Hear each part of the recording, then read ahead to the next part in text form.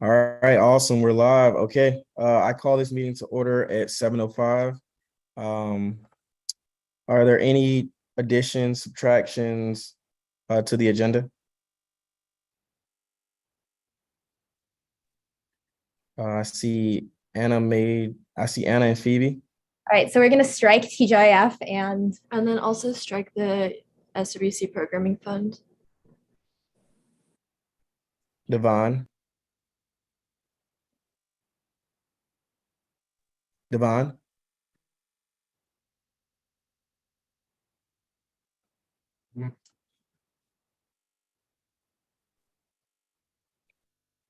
Okay, we'll come back to Devon. Josh. Hi, can we please strike capital contingency programming? Juan. Can we please strike SFS allocations, please? Thank you. I see Alicia put, can you strike ARC allocations? Sorry if the striking isn't happening. I think my internet's like really bad because I'm on campus right now. So if you all can just put what you striked in the chat also, so I can have a reference. Super sorry. I don't know what's wrong with like campus internet, but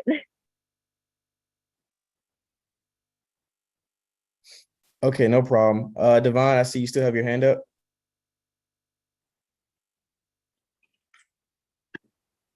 Sorry. Also, I'm about to log on to my computer. Can you promote me in like 30 seconds, please?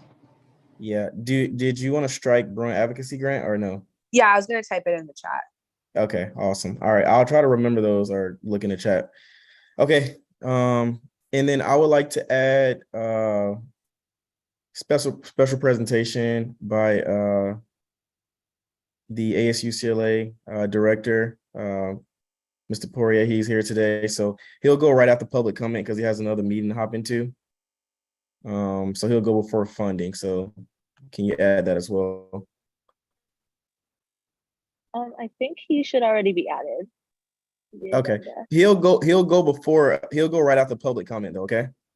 Okay, right after public. Okay, I can move Yeah. him right now. Thank you. All right. And if there's no more additions or subtractions to the agenda, can we get a motion? I move moves to approve. Oh, sorry. I move to approve the agenda. I guess I'll second it. Okay, Alicia motions, Phoebe seconds. All in favor, please raise your hand.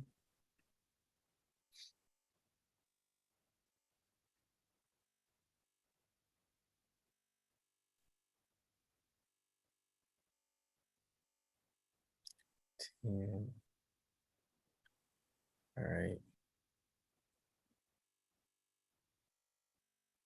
All right.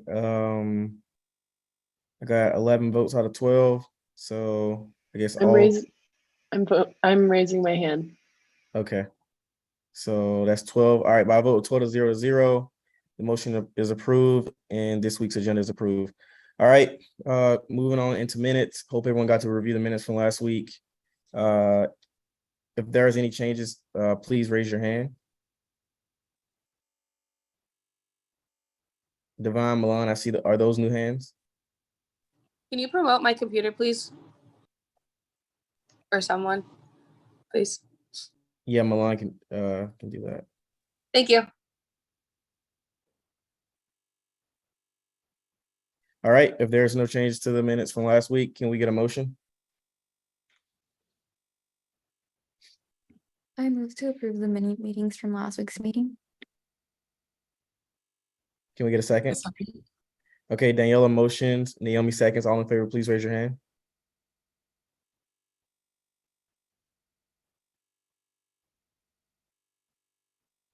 All right, and by a vote of 12 to 0, the motion passes and the minutes from last week are approved.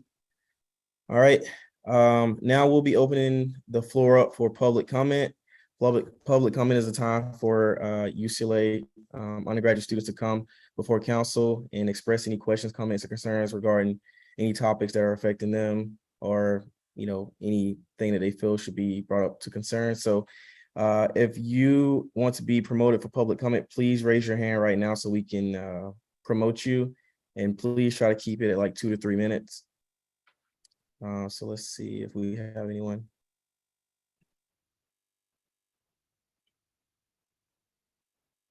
Let's see, okay, we got Clara. All right, hi guys. The lights have turned off in my room, so I'm gonna keep my camera off. But yeah, thank you so much. My name is Clara, the CalPERG chapter chair at UCLA.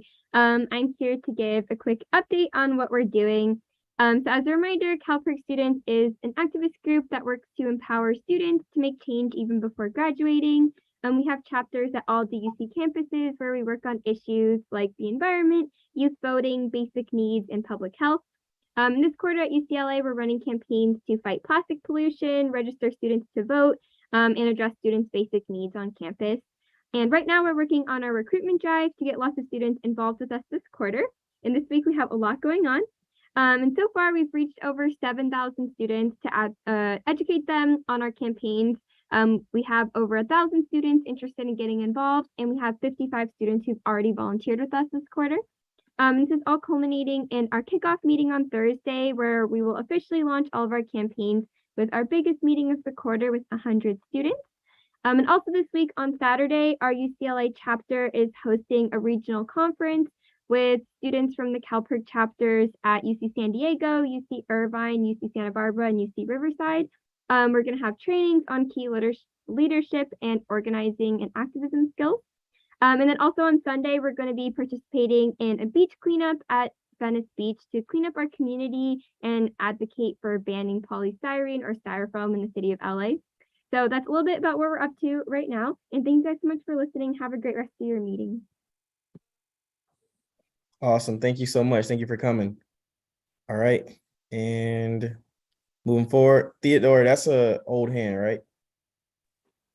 Well, no, but are we allowed to have a public comment if it's since it's not technically related to agenda? Not so public comment is just for students that aren't on USAC. So if you got anything you want to say about something specifically, you can say that during your officer report. Even if it's not related to my particular position? Yeah, if you want to bring up something. Yeah. Cool. All right, thanks, man. Okay. Public comment going once, going twice. All right, I'll be closing public comment at 7:13. Moving forward. All right, now we'll go into the ASUCLA special presentation by the ASUCLA director. Welcome. Very good. Thank you, Carl. And thank you, everyone. And thank you for accommodating my schedule. Today is a first meeting and participation in this meeting of USAC in terms of many to come.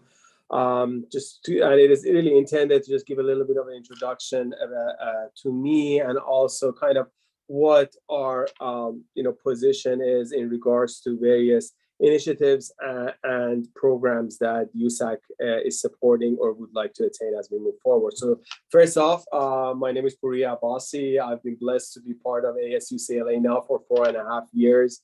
Actually, the highlight of all of the work that I've done is specifically the work that I've done with USAC.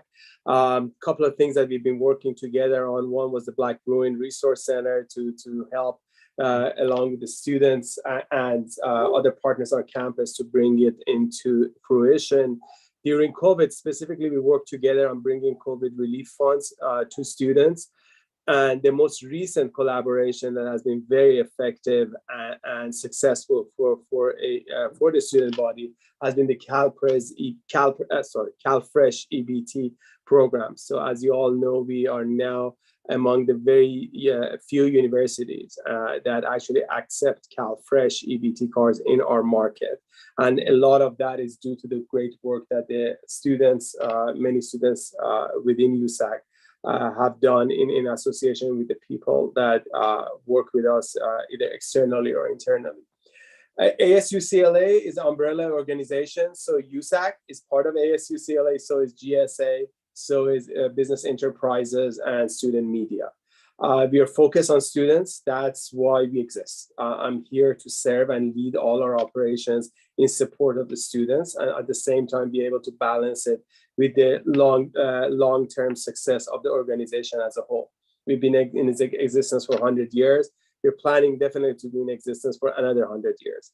This is a very important year for us as we're envisioning the future of ASU CLA, the future of campus and the services we provide. We look at our long-term plans in terms of, as you all know, in 2028, the Olympics are coming to LA. UCLA is going to be a venue for the Olympic Village, and there for sure are going to be opportunities for students for ASU CLA to play in this worldwide venues that are going to be engaging with the Olympics. As we move forward, just a couple of things to know more about ASU CLA. The whole strategy of the organization is built on 4 pillars. One is to be the employer of choice on campus.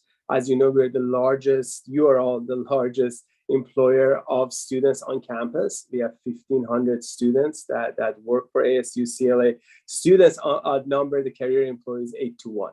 So when we talk about by students, for students, governed by students, it really comes into fruition in ASU CLA, right? So majority of our employees are students. Our operation is run by students, and I report to actually a board of directors as student majority board of directors, and try to do our best in terms of realizing the aspirations of the student body in the work that we do as we move forward. We want to be the service provider of choice. What does that mean? That means that any service that we can provide, we want internal campus stakeholders, including student groups, to come to ASU CLA first. Whether it is to service food operations, whether it is to do retail operations, whether it's to design a shirt for your event or what have you, or to find a venue. We want to be that service provider of choice. The third one is to continuously look at innovation and creativity. That's the mark of Bruins. That's the mark of all of you, and that's why you're at UCLA. To innovate and create and make the world a better place in all the different areas that you're interested in. And we're there to support you in that aspirational goal. And lastly, just continuous improvement, right? We just want to improve. We don't have everything right, but we need to all work together to make everything right as we move forward. I am very happy to also share that I've asked the chair and the co-chair of the board of directors to come in and give a presentation. They have a presentation deck already ready. I don't want to take anything away from them. They're going to talk about ASU CLA in more of a detail. The plan is to enhance and increase our communication between all the entities of ASU CLA. So very soon, you all are going to receive invitations to come and join us in a meet and greet. No agenda items, just to get to know each other. Have something to eat, get some refreshments, and get to know each other and be able to ask each other questions. That said, representatives of ASU CLA Government Services, Jessica and team are here to support you. Patty is there to support you, and we are all here. That's a whole reason for being, is to do what we can to support you on your journey, and also understanding your journey doesn't end at UCLA, right? It goes beyond UCLA. That's why workforce training, of providing opportunities to grow as professionals and as individuals, is extremely important for us. Lastly, just to share with all of you, I am a Bruin myself. This is my alma mater. I won't tell you when I went to UCLA. I'm going to date myself that way. But again, I love to be here and among all the jobs that I've held in hospitality, in healthcare, and now in higher education, without a doubt, it's a blessing to be part of this organization. And again, thank you very much for the time you've afforded. Thank you so much for coming. I will be back. Got you. Bye. All right, moving forward. Now we'll go into contingency programming. Josh. Hey, everybody. Hope start of week 2 has been going well for you all. So for contingency programming this week, we had a total requested amount of $7,951.49. And we recommend an allocation of $5,492.31 to 12 non-USAC related events. I'll put that in the chat here in a second. To explain the discrepancy, 1 or 2 student groups applied for an amount that was not permitted for our bylaws and our guidelines. But everything else that we were able to fund, we fully funded. So I'll put that here in a second now in the chat, and happy to answer any questions. Awesome. Thank you so much, Josh.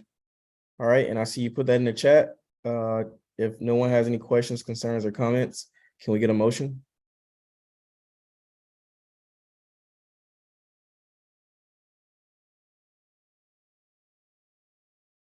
Someone, anyone? I move to approve this week's contingency allocations to 12 non-USAC entities. I second. Okay, Daniela motion, Sarah seconds. All in favor, please raise your hand.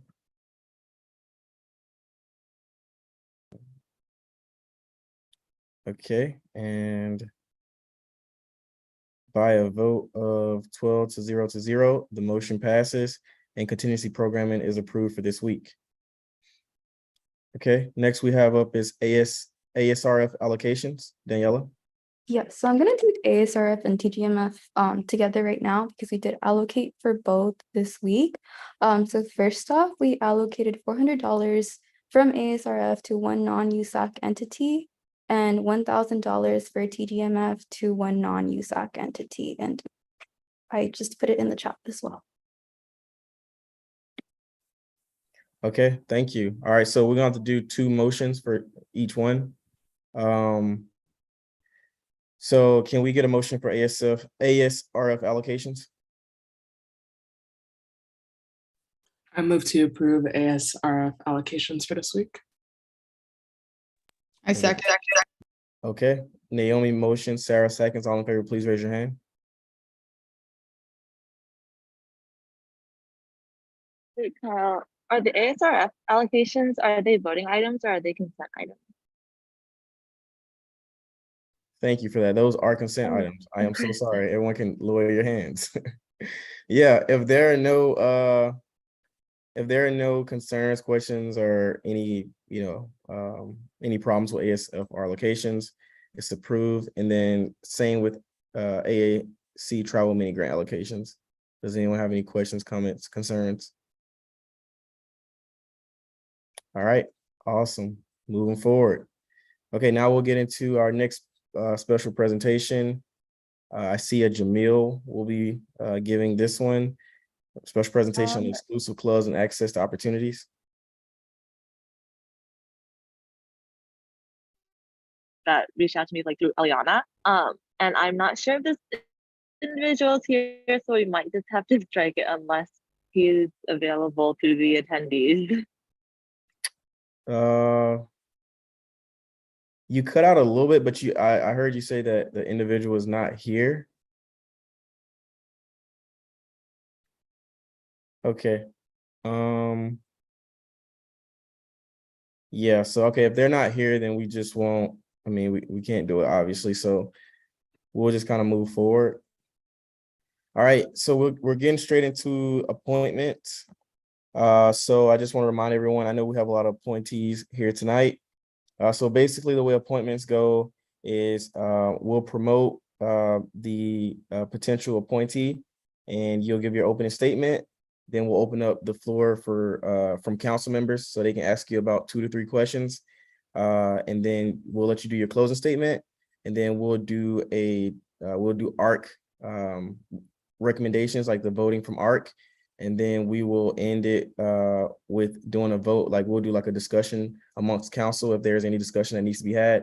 And then we'll end it with the vote as to whether the individual gets the position or not. Okay, so first up, we have the appointment for the ASU CLA Communications Board. I see we have a Cecilia. Has Cecilia been promoted?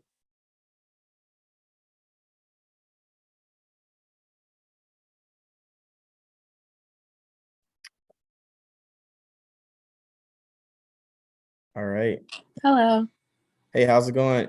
You're free to give your opening statement. Okay. Hi, my name is Cecilia Baricon. I'm a third-year standing political science major planning to graduate in 2024. I got my associates in high school, and so this is my first year here, but next year will be my last. I am very interested in law and I am a pre-law student, but I also would like to support student-run media.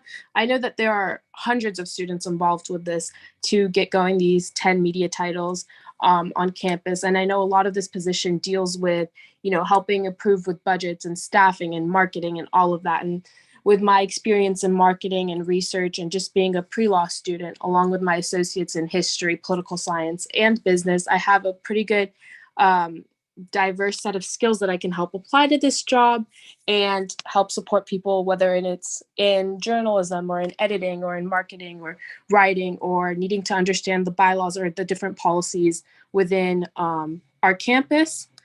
And I would really love to be a part of all media on this school. So thank you.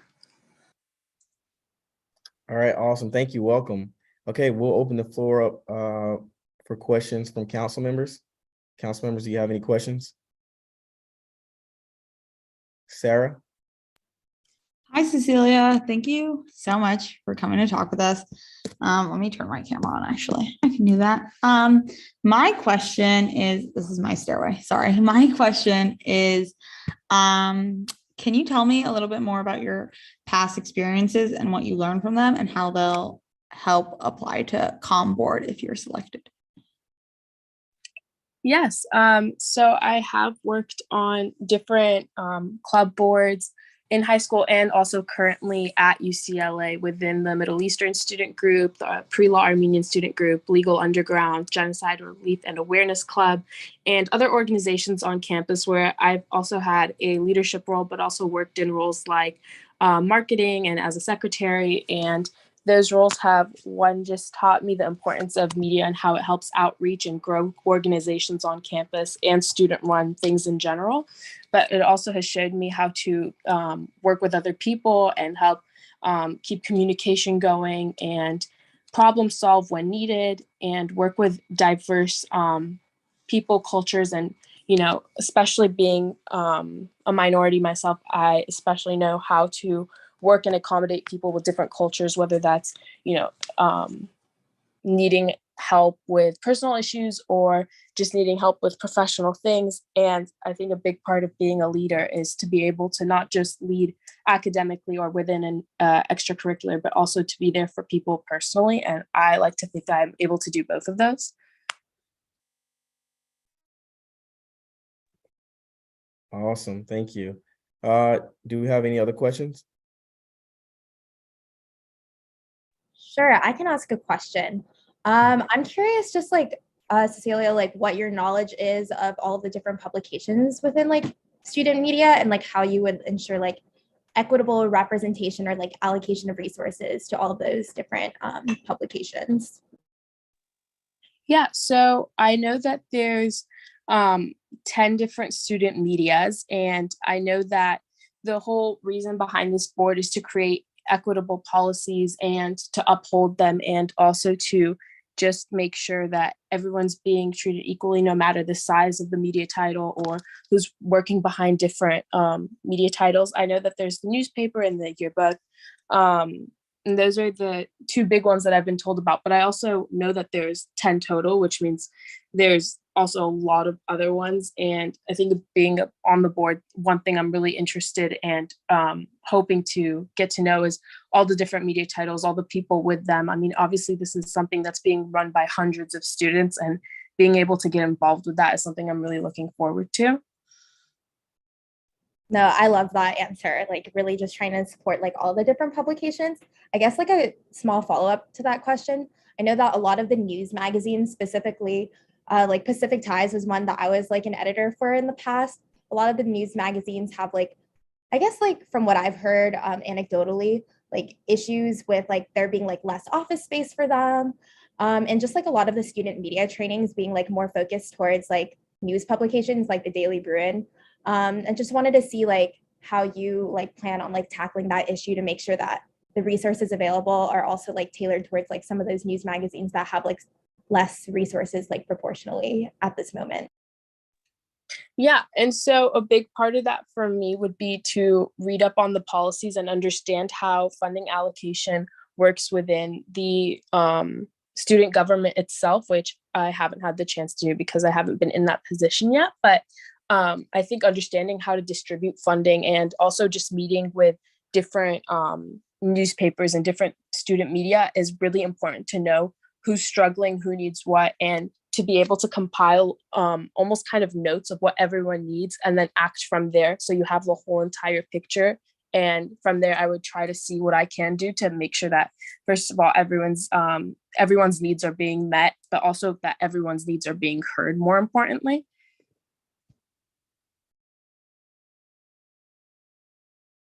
Okay, awesome.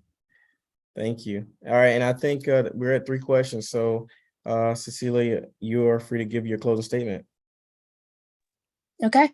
I just want to close off by saying, one, it's been an honor to speak to all of you, and you guys are all amazing, but also that I would be so happy to help support all these different pieces of media on campus, and also pay attention to some of the newspapers or the just different types of media that a lot of people overlook or may feel are overlooked, and to even offer my own ideas in marketing and just being able to grow them outside of just helping them from a board, but to also just be able to be there for more than just being on the board, for being able to be there for, marketing advice, or whether they need some extra help with topics or whatever it may be. I want to be there as a friend, but also as someone that will be there professionally. Thank you. Thank you so much. Okay, now moving forward, can we get ARC's recommendation? Yeah, so ARC approved Cece with a 2-0 to 1 vote, and that's because we considered her for 2 positions. So one person voted for another position for her. But yeah. Okay, awesome. Does anyone else want to add any questions, concerns, or comments? All right, if not, can we get a motion? I move to approve Cecilia to the ASUCLA Board of Communications Board. Sorry. I second. Okay, Juan motions, Theodore seconds. All in favor, please raise your hand.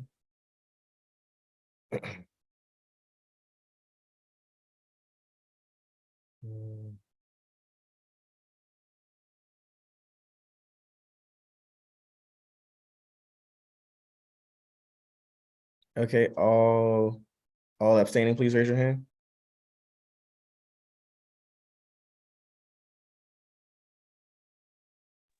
And all against, please raise your hand.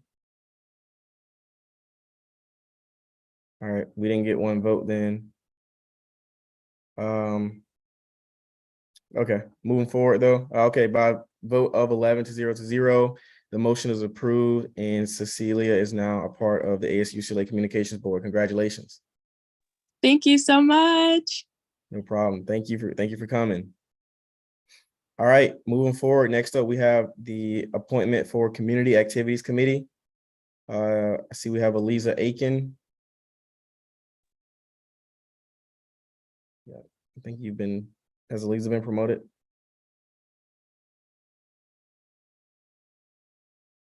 Okay, there you go. All right, welcome. You are free to give your opening statement. Hi, everyone. Thank you so much for taking the time to interview me today. My name is Eliza, and I go by she, her pronouns. I'm a third-year student majoring in political science and communication, and I'm applying for the Community Activities Committee. As someone who has always been involved in community service, it is very important to me to be able to give back to the UCLA community by ensuring that campus groups that serve economically and socially disadvantaged students and that are service-based have the resources they need. As the co-president of the Business and Entertainment Association, I'm experienced in budgeting and finance planning, so I think I have the right experience for this position. I'm truly appreciative of the opportunity to be here today, and I look forward to answering all of your questions. Thank you. All right, thank you. All right, now open the floor for questions from council members. All right, we have Giovanna. Oh, Giovanna, was that a new hand? It was an accident. Okay, no problem. All right, any questions from council members? Juan. Hi, Liza. Thank you so much for joining us today. My first question, or my question for you is, in your application, you mentioned that the diverse leadership experiences that you had from the different organization, student orgs that you've been in has really kind of like prepared you for this position. Can you elaborate a little bit further about these leadership experiences and how you see them making you a strong candidate for this appointment? Yeah, absolutely. Thank you for that question. So as the president of the Business and Entertainment Association, I've been in it for 3 years. So I really have a strong background in finance and business, as I said, which I think will help with all like funding allocations, because it's really important to be able to look at a budget and make decisions quickly about who should get funding and for which amounts. So I think that's a significant experience that would help me be successful in this position. I've also been in the Undergraduate Communication Association. I was in charge of networking nights. So I've also been on the other end of needing to apply for finance funds from USAC, and I do understand how hard it can be. So in this position, I really want to simplify the process, make it accessible for everyone and very transparent. And also make it quick, because I know that sometimes funding takes a really long time to obtain, and sometimes it even comes out of students' own pockets. So I want to ensure that that's not happening this year. I also serve on the board of Hillel, so I really advocate for the needs of students within the Jewish community in that space as well. So I think all of those positions would help me be successful.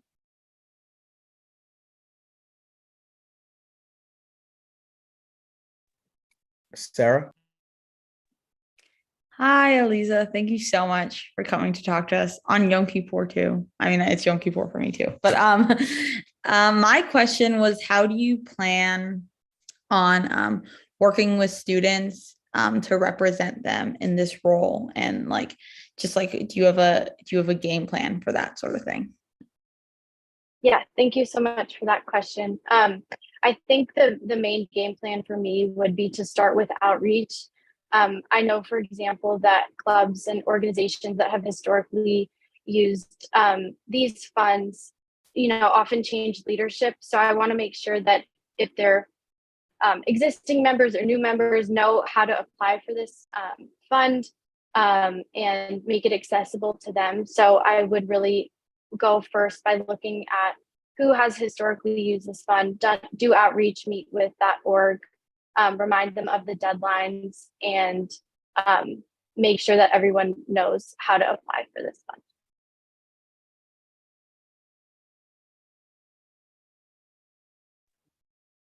Okay, awesome. All right. Do we have any more questions? Going once, going twice. All right, you are free to give your closing statement. Okay, thank you. Sorry. Thank you so much for, again, for taking the time to interview me today. Just to briefly elaborate on what was already discussed, if selected to be on the Community Activities Committee, my focus would be making sure that funding is more accessible to economically disadvantaged groups on campus. I myself know how complicated the funding process can be at UCLA, so I want to ensure that there's a lot of outreach done to make sure that clubs are aware of what funding we can provide them and ensure that they receive the amounts they need in a quick manner. I really appreciate you allowing me to answer your questions. If given the honor to serve on this committee, I promise to serve in a capacity consistent with transparency and uplifting our UCLA community. Thank you so much. All right, awesome. Thank you. Okay, moving forward, Art, can we hear your recommendation? So I approved Eliza with a 3-0 vote. I don't Okay, know if that awesome. worked. Okay. Yeah, I Sorry, heard my you. internet's so bad. Okay. No, that's okay, Milan.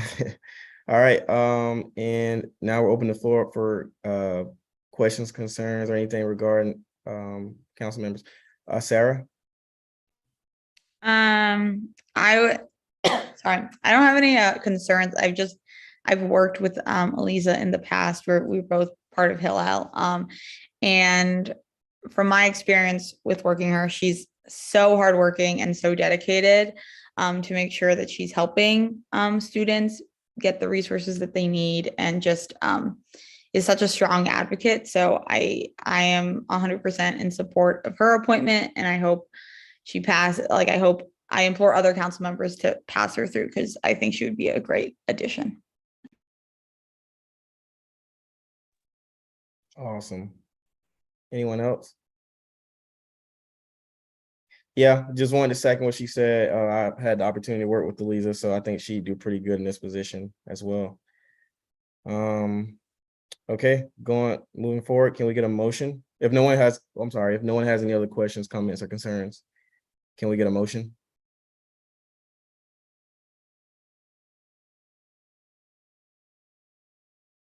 I move to appoint Eliza to the Community Activities Committee. I second. All right, Divine motions, 1 second. All in favor, please raise your hand.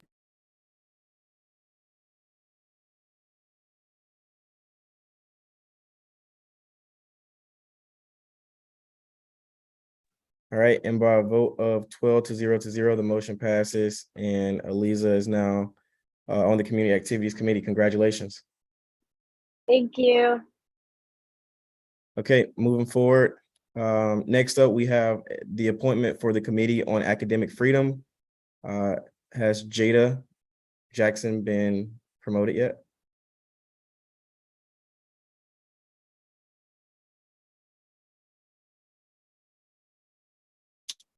Okay, I see Jada. Hi, everybody. Hey, how's it going? You are free to give your opening statement. Okey-doke. Hello, everyone. My name is Jada Jackson. I am a third-year political science student from the Central Valley in Northern California. No, I'm not from Bakersfield. I go by she, her, hers pronouns. I'm applying for the position of student representative on the Committee on Academic Freedom. With the inconsistency of the past 2 years, hopping from remote learning to hybrid learning and to now mostly fully in-person learning, I stand by students who want to learn the way that suits them best. I pride myself on advocating for minority students in marginalized communities. I understand that everyone faces hardships and challenges, so I want to be the voice who can advocate for those who feel invisible, unheard, and most importantly, silenced in the classroom and on campus. I hope that if I make it on this committee, I can promote inclusivity and transparency for all students. Furthermore, I enjoy collaborative spaces where students and faculty can work together for one common goal: equity. Awesome, thank you. Okay, now open the floor up for questions from council members. Theodore, I seen your hand first. Was that an old hand or what? Yeah, but like I have some questions. Okay, yeah, go. You go ahead. Hi Jada, how are you? You're probably the best person that I have to ask in regards to what I've heard from a lot of like people in the transfer community. So basically, I'm just curious on where you stand on. You speak of marginalized communities, and I presume that includes transfers as well. I don't know if you're familiar, but a lot of transfers have always struggled double majoring or even minoring in certain departments throughout campus. I know particularly Daniela and I are familiar with the situation going on in the education department, where it's a bit of a struggle right now for a lot of students. And so my question is, how are you going to go about to ensure like that the transfer students are really heard? Because like, for example, I remember when I first transferred to UCLA, obviously I don't recommend people to take like 20 plus units, but like for me, like I came in as a 21-year-old or 22-year-old at the time, junior transfer, obviously. And I wasn't allowed to take more than 18 units my first quarter, because there's a quote unquote, they want to check if you're capable of withstanding the rigor of UCLA. But like, I think if someone's capable of getting themselves into UCLA, especially as a transfer, I think they know their academic capabilities. And so since your position is going to be centered around like academic freedom, like how are you going to like really push that for like the change where like if students feel like enrolling in courses or in unit amounts or in majors or in minors, even though they have a certain time to degree by 2 years or 7 quarters, Max, like, how are you going to do that? And sorry if that's like a big question. I think it's just something like it's something personal to me and something I've heard so many times on campus, because it just, a lot of people, like, mind my language, but I feel like I think this is the biggest way trans students are screwed over, is not being allowed to double and not being allowed to take the amount of units that they want to take. Go for it. Yeah. Yeah. Thank you. Thank you so much for that question. And yeah, I didn't come in as a transfer student. And I can be honest and say that when I first came in, I never really considered just the life of like a transfer student. And I don't remember what space I was in, but there was a space where we did do like transfer.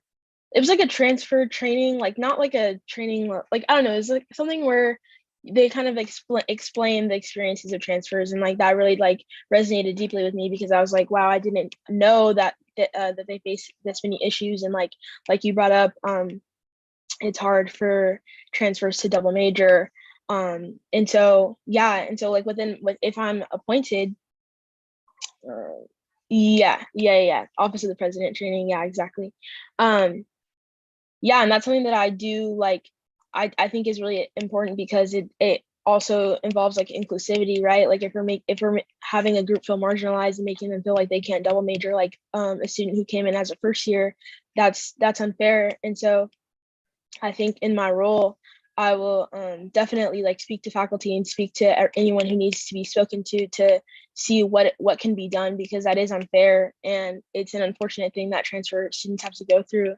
And I'm not afraid to speak to whoever needs to be spoken to like handle the situation, because you guys have your own agency, you guys know what you guys want to do. Transfers are not different from any other student on campus, and they should be able to exactly like I said, like learn the way they want to learn, and if they want to double major, they should have the opportunity.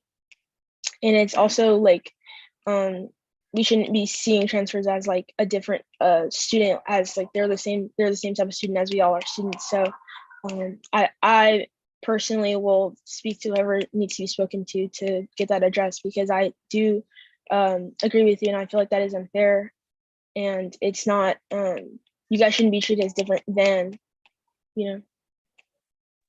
Love it. Transfers are Daniela? safe with me.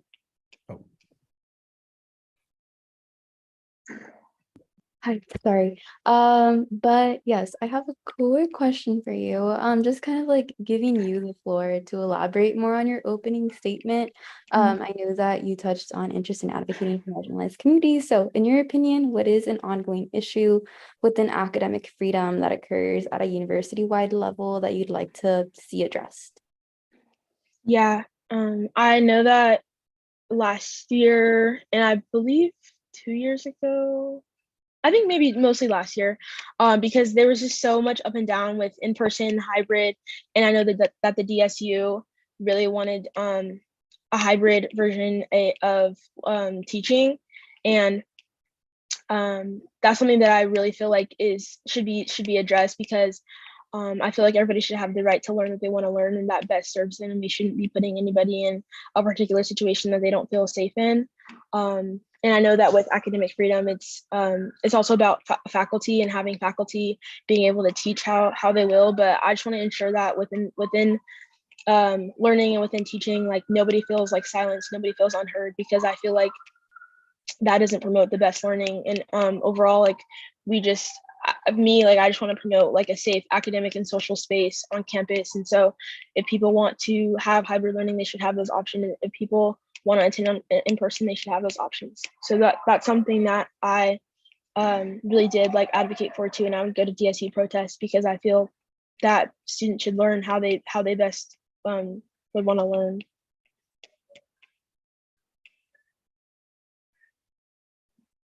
Awesome, thank you.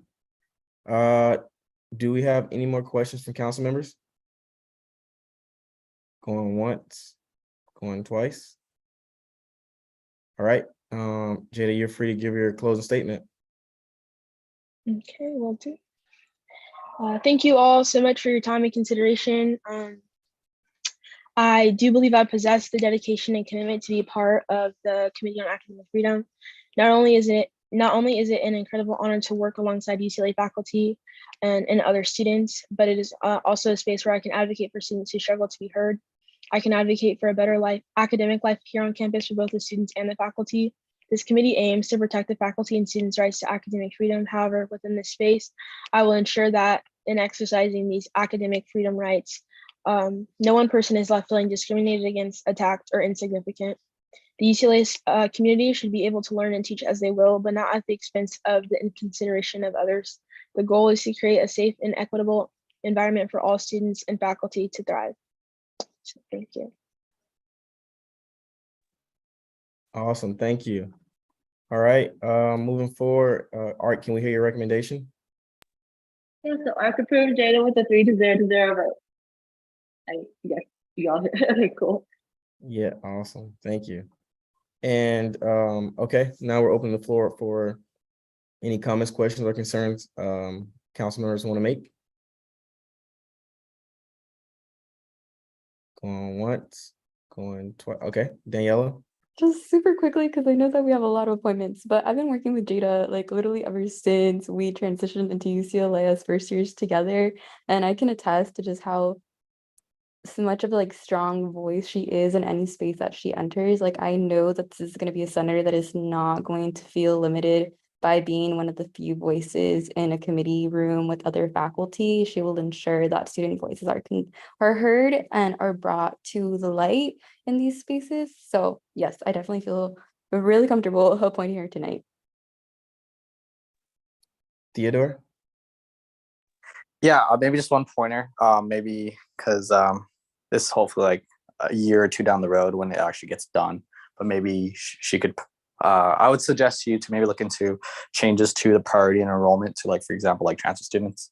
So like I don't know, that's one way that could get transfer students to maybe double major or take courses that they can by jumping to courses that like quickly fill up. And so if they have greater priority, they're more likely to get into those classes.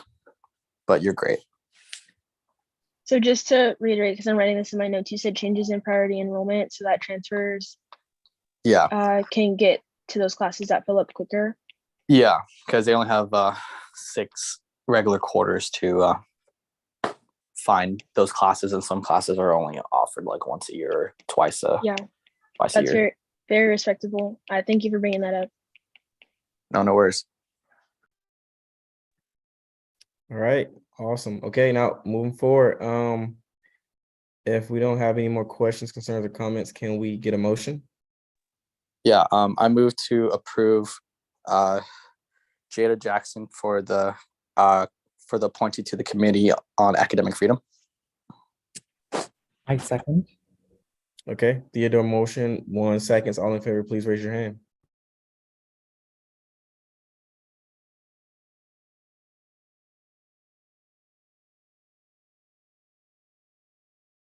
And by a vote of 12-0, the motion passes, and Jada is now on the Committee on Academic Freedom. Congratulations.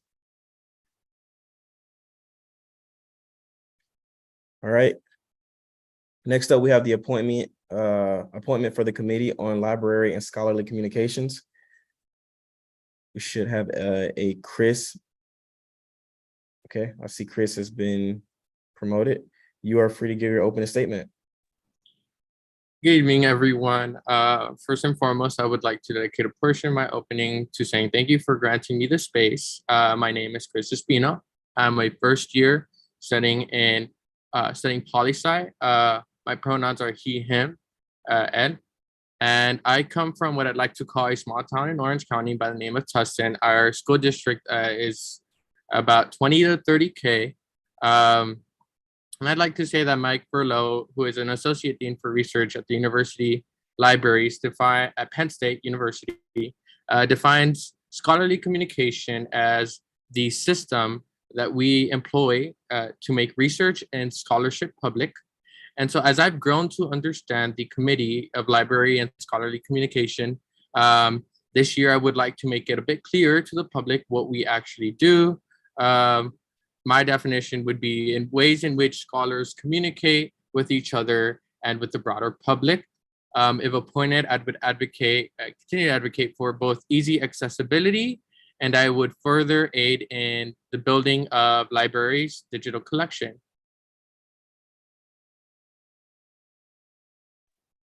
Okay, awesome. Thank you. All right, now we're opening the floor for questions from council members. Phoebe?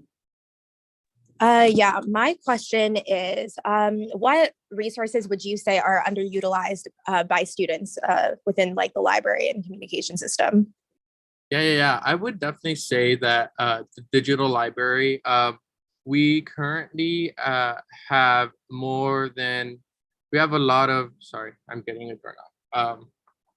So we have a lot of e-scholarship publishing. And so I would say that that's, it's basically an open access publishing platform subsidized by the University of California.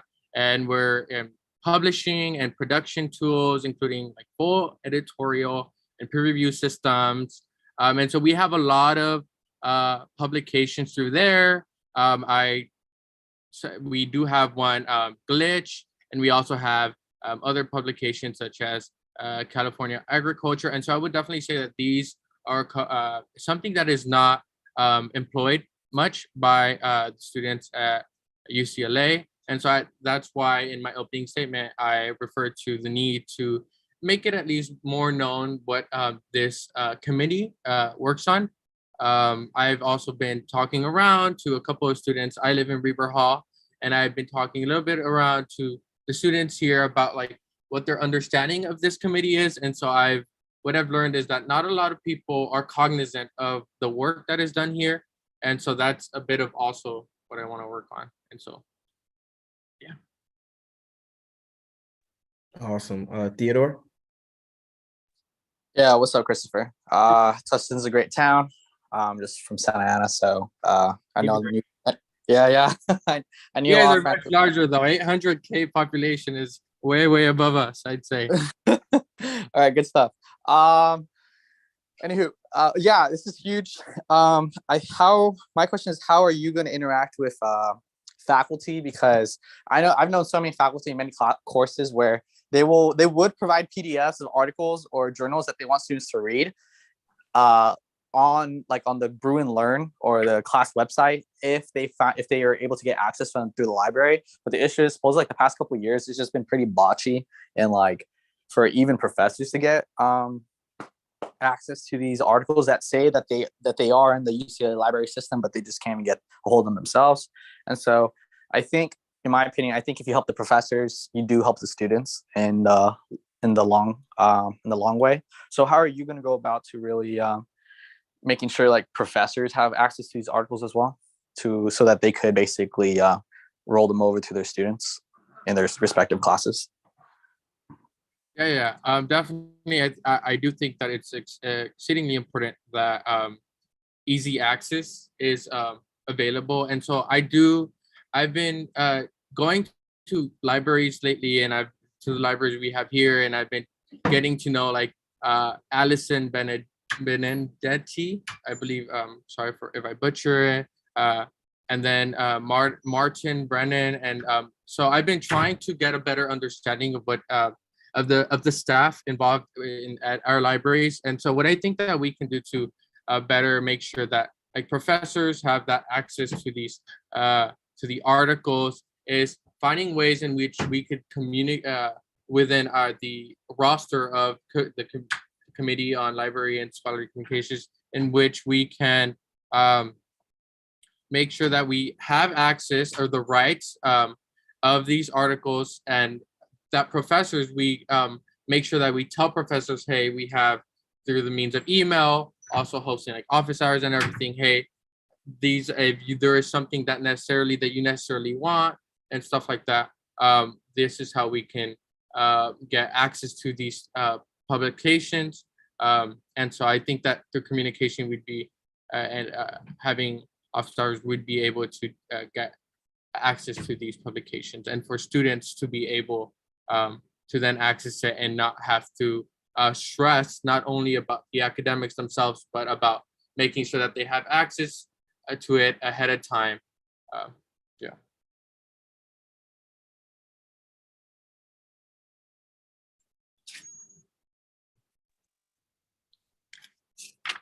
Did you have one? Thank you so much, Christopher, for coming to speak with us. Just to confirm, you are a first year, is that correct? Yes, I am a first year. Amazing. Like all of your answers are so well thought out, and you sound very well prepared for this interview. So I wanted to I want to give you the opportunity to elaborate a little bit more about a leadership experience or a leadership role that you've had in the past that you've had to kind of like learn as you go, especially since I know like being a first year, you're still adjusting and acclimating and understanding the role of the resources here at UCLA. You already expressed like so much initiative with understanding the resources and getting to know the library staff, which I want to commend. But I would love for you to elaborate on maybe a previous experience where you've like had to learn on the as you go, and that really highlights your readiness for this position. Yeah, thank you for that question. So I am a first year. Last year, I was appointed by our district, TUSD district, to serve as the primary student board representative. So I conducted a lot of research at our over 21 sites. And this was during a time where mask mandates were enforced by our district. And so I will say that it was something that I had to learn, because a lot of the experience I had was a lot of slurs and criticism was also directed towards me, because I did sit with the board. And so as you mentioned, it was more, it was like a work in progress where I had to understand a bit, I guess, more of the politics that went along with the legislation we passed. I know me in particular, I incorporated, I wrote with our director of communications a curriculum for an ethnic studies course, which was passed at our school as an elective. Unfortunately, we couldn't, since it was new, we couldn't get it mandatory yet, but that is something that we were working with. And so this is an example of a leadership experience where I did face a lot of criticism for being a student, and because I wanted to get more involved with the policies and everything that we were making. And so I did go the extra step to try and incorporate this ethnic studies course, because in 2020, we did have a lot of, it was really a time where we, as I guess a nation, understood more of our communities and their passions. And so this is a capacity that I had that I think where I had to learn much, but I was very excited to learn and to also incorporate that ethnic studies course into our 3 high schools. Thank you for that question. Awesome. Theodore? Yeah, just one last question, Chris. So this came to mind because last year it just seemed, especially in the evening hours at the libraries, here, let's just basically Powell. Considering the time where we were just, the campus is still masked, the campus is, we're trying to be wary of spreading people around to make sure no one's too close to one another. It just felt like in the evenings, essentially at night Powell, they only have one section of the library open. And so, especially during midterms and final seasons, everyone is kind of packed in there like a pack of sardines. And so my question is, have you ever, I know this is your first quarter at UCLA, but as you kind of get to know the campus in Powell, you'll know that it does get packed. But have you looked into or heard of any issues of essentially other parts of Powell just closing a little too early? Because I've heard many students where they didn't know that.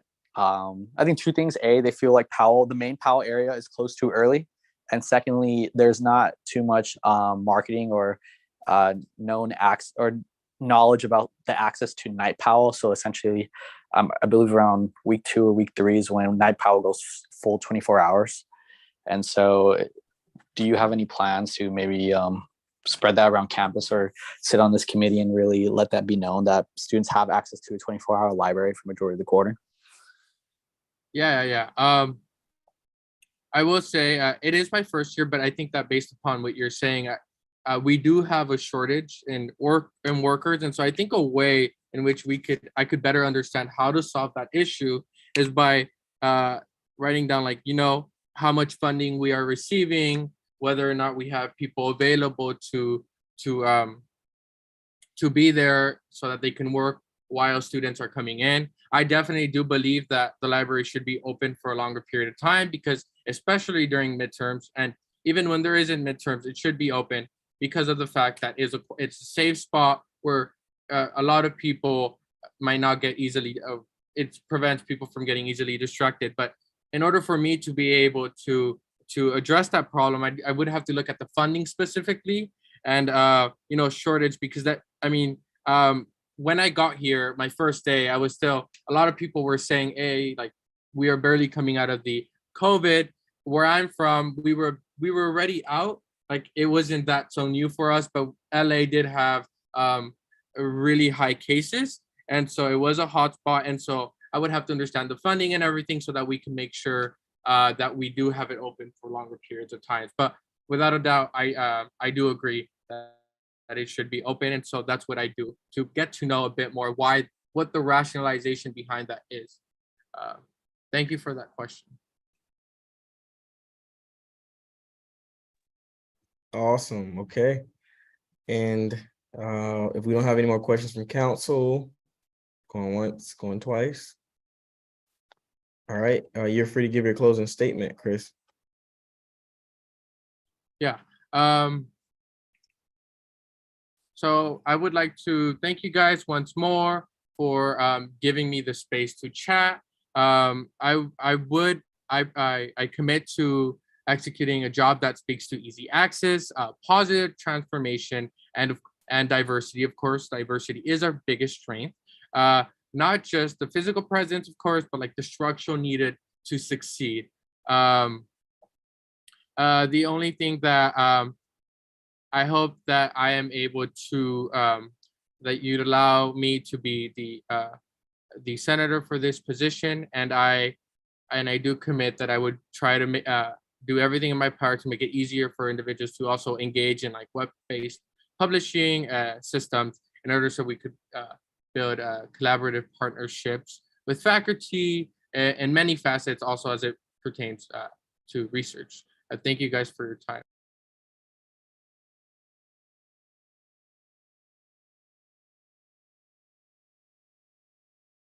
All right. Thank you so much, Chris. Can we hear ARC's recommendation? Yeah, so ARC approved Chris with a 3-0 vote. Thank you. Okay, now we'll open the floor up for questions or comments or concerns from council members. Going once, going twice. All right, can we get a motion? I move to approve Chris Espino to the Committee on Library and Scholarly Communications. I second. Okay, one motion, Theodore seconds. All in favor, please raise your hand.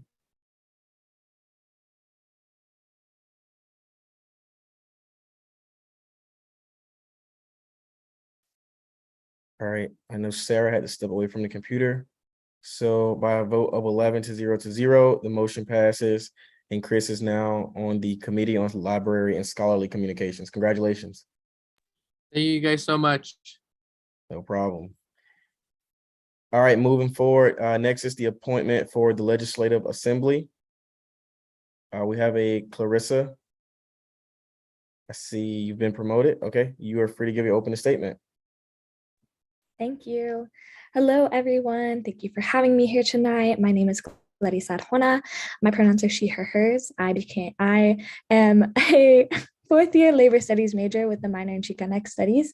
I am from the Bay Area, and I am a proud first-generation Latina. I came to UCLA with tons of imposter syndrome my first year and quickly got involved in USAC during my second year during the pandemic. In the Academic Affairs Commission and also in Academic Senate, and I've been highly involved in both ever since.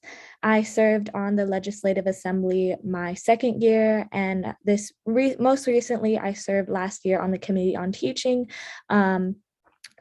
selecting the Distinguished Teaching Awards for this past academic year. And this year, I'm hoping to return once again to Legislative Assembly to continue serving the UCLA community once again, and to be able to contribute anything I can to the community. Thank you. Thank you. Okay, we'll open the floor for questions from council members. Daniela? Hey, Clarissa. It's so great to have you here. I have a quick question for you. So how will you ensure that campus-wide issues being discussed on LGA are representative of the diverse communities on campus?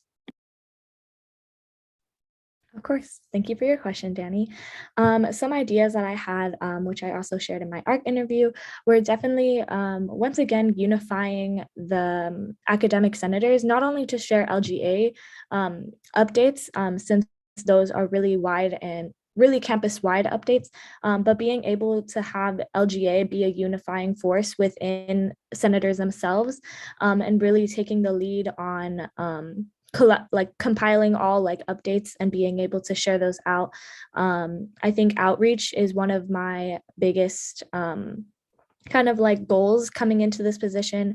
Definitely reaching out to make campus partnerships with different organizations on campus, such as mother organizations, reaching out to really big organizations on campus to be able to let them know of updates, and obviously informing relevant communities for relevant updates as well, just to make sure that they're well informed of all updates as well, and sharing those out within with other academic senators as well. I hope that answers your question. Awesome. Okay, Juan. Thank you so much for coming to speak with us. So in your opening statement, I believe you mentioned you were returning to LGA. Is that correct? Yes, that is. Amazing. Can you please elaborate on what you learned this past year and how that will help kind of form your role for this next academic year, and how that will improve your impact in this academic year? Definitely. Well, I was in LGA during my second year. Literally, COVID was rampant, and everything was happening. So I think one of the biggest things was logistically for me, just understanding the way in which UCLA Academic Senate functioned, or at least the committee. So those meetings are really huge and kind of overwhelming at first. And so I think I really kind of grew comfortable in the position and the amount of people in there, and also kind of the discourse being had, because obviously the language being had can be really intimidating and meant to confuse or intimidate students. So I think I really grew comfortable in the role, and also getting used to the really dense agendas that are being sent out. I think my first agenda on LGA was over 200 pages long.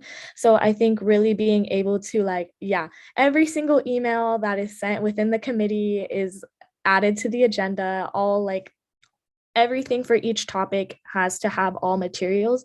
And so just being able to really understand what the agenda looks like, being able to know what's relevant for me to read, compiling through everything, and kind of just simplifying information. I know that me and my fellow LGA members would meet prior to LGA meetings to literally prepare on maybe important topics to we need to ask questions about, or raise concerns about prior to, because within all of us together, it really takes teamwork to get through that agenda.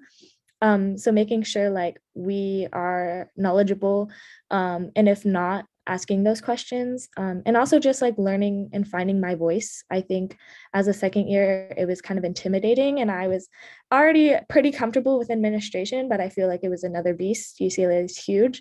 So I really found my voice, and grew really, really comfortable with mentorship from other LGA members on how to speak up during meetings on Zoom, ways in which to literally protest at points, because we were sometimes met with kind of like limitations from the committee itself. So that's just like a little bit.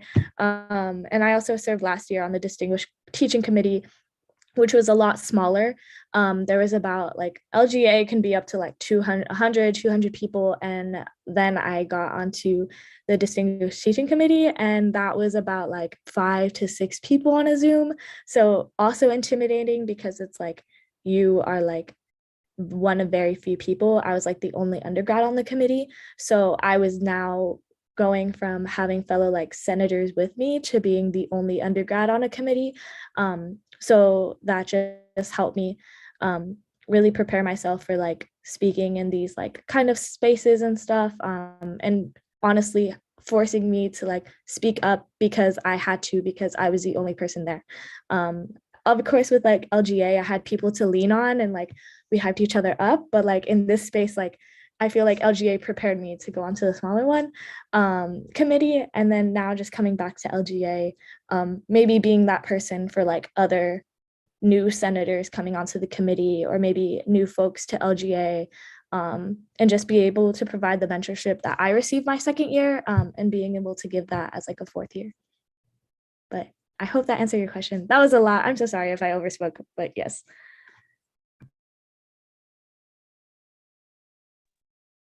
Thank you. All right. Does any other council members have any other questions? Okay. If not, you are free to give your closing statement. Okay. Well, thank you all for listening to me tonight and being here and participating. I know council meetings can be extremely long and stressful at times, so I really appreciate all of the hard work that y'all are putting in. You are really doing the good work out here at UCLA, and I really just aspire to continue to be a part of this community and to put in any work I can to continue to make this campus as best as possible for all students. And yes, thank you so much for having me. Awesome. Thank you so much. Thank you for coming. Okay. Now we will hear Art's recommendation. Yeah, so sorry, it's a helicopter. We're doing person with the 3-0, but Okay. Yeah, I heard that. You said 3-0. All right. yeah, Can we wait, Theodore, you have a question? No, it's just a comment. Oh yeah, go ahead. Yeah, I just want to support Clarissa. Her reputation actually precedes her. I know you may not know me, but like I know your sorority sister Vanessa Espericueta. We go pretty way back. And when I first transferred, because we're in the same UCLA apartment, we're just talking. She was speaking about one of her closest friends and like who she recommends to like reaching out to if I have any questions about UCLA. And she did mention you, and I know I'd never reached out, but she held you in high regards. And since she's always been a role model for me and I trust her opinion, I really feel like other than this interview, I really feel like you would be I feel like you'd be a good person in any leadership role just off of her testimony alone. But like what you've said today has pretty much affirmed, I think, in everyone's minds that like you're a good person for your role. And so I definitely hope you get the position. Thank you so much. Oh my God, thank you for sharing that. That really warms my heart. Phoebe? Oh, I was gonna, I guess, like comment on the previous statement. I enjoyed like hearing about Clarissa and like, I guess like, it just felt like a little personal. So I just like wanted to bring that up. Like that felt like a different way of presenting her qualifications. That's all. Daniela? I just really want to like hope to drive home the point here that Clarissa is one of the most knowledgeable individuals about AAC as a space in its entirety, but even more so like particularly LGA. When I was transitioning as the first year, she really helped me just gain more knowledge about the space within USAC, which hopefully is kind of like paying off right now. But I definitely think that it's powerful to have folks like her regain access to these committees because it says a lot about her mentorship and her drive and the dedication that she has to the space, but also just about the potential to pass down institutional knowledge even further as we welcome in members who are new to the space this upcoming year.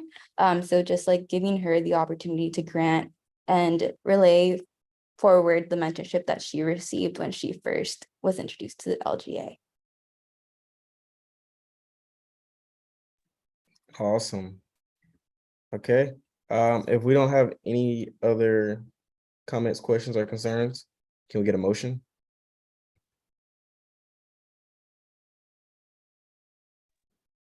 I move to approve Clarissa Arcona to the Legislative Assembly. I second. All right, one motions, Theodore seconds. All in favor, please raise your hand.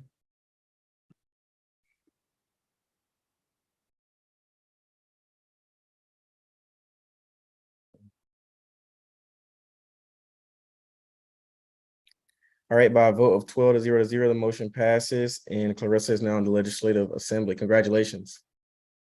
Thank you. Next up, we have Kaylee for an appointment also on the Legislative Assembly. I see Kaylee has been promoted. You are free to give your opening statement. Hi everyone, my name is Kaylee Blanco. Thank you for having me here today. I'm a fourth year. I'm a political science and French double major. And a brief overview of why I'm interested in rejoining Legislative Assembly is because I really want to build upon what me and my team were creating last year when I was in Legislative Assembly. I do have some experience also in the Academic Affairs Commission. I was an intern, and I wanted to pursue like education equity, but on a larger scale, which is why I applied to Academic Senate last year. And I just had a really amazing experience being in a role where you can literally vote on academic issues and policies and be part of the change that is really needed at UCLA. And I really just hope to continue that work and build upon that. And my goals would be transparency between Academic Senate and the student body, and then still address the lingering issues of COVID while everything seems to be back to normal. I know that students are still dealing with a lot, whether it's like housing insecurity, financial issues, technical issues, and I think that all relates to their academics because it is all like interrelated and it does affect a student's like academics and how they do in school. So that's a little bit about me. Awesome, thank you, welcome. All right, we'll open the floor up for questions from council members. Daniela? Hi, Kaylee. So kind of just expanding off of the point that you just brought up, introducing COVID and the challenges that persist for students. Keeping that in mind, how will you advocate to expand accessibility and universal accommodations within learning and teaching throughout this upcoming year? Hi, Danny. Thank you so much for your question. Like I said, while we have transitioned back to campus, there are still so many issues like obtaining accessibility, especially for like disabled students and other individuals with unique backgrounds. And I think some of the obstacles that students face are like income insecurity, housing insecurity, and technical issues. And I think that in order to really get concrete solutions and something that my friend Clarissa mentioned in her interview is that when you are in these spaces with like 200 other faculty and admin, it is really hard to have your voice heard and you feel really small, especially because there's only like 4 to 5 people in your committee, Legislative Assembly. So I think it's being adamant in the face of like faculty and admin and really presenting the urgency of these issues because they're not students themselves. So I think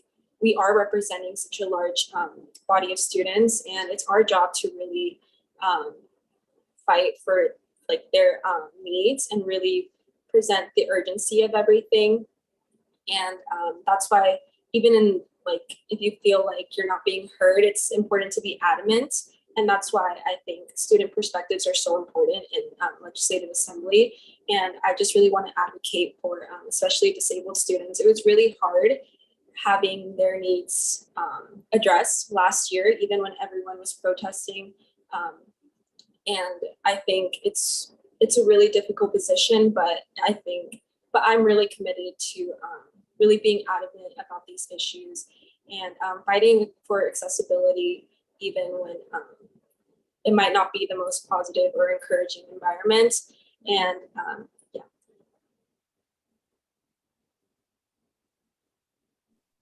Awesome, thank you. Juan? Thank you so much for coming to speak with us.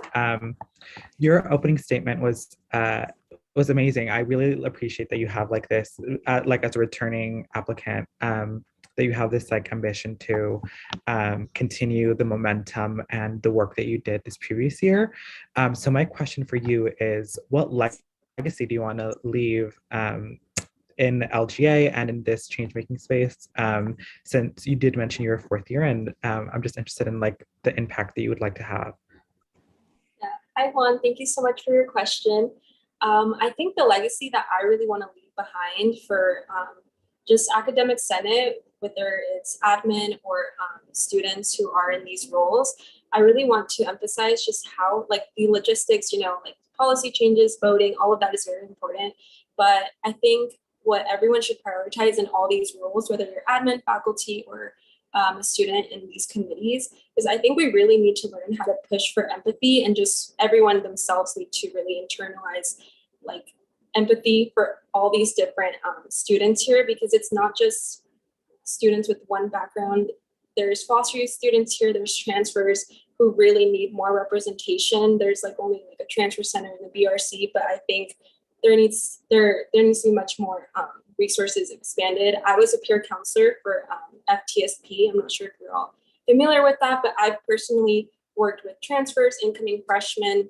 So I've directly heard like, this is what's wrong with UCLA. This, like, I've had trouble navigating this. I've had counseling appointments where I just had students crying, and it's like, there needs to be more resources on campus. And I think in order to really get that to happen, have this change transpire, I think we really need to empathize with all student struggles, especially faculty. It's really hard for them to internalize what's going on because they haven't experienced it themselves. So I would really hope that when considering campus-wide issues, we consider like how it directly affects these specific students, like whether it's students with disabilities or transfer students, former foster youth, or undocumented students.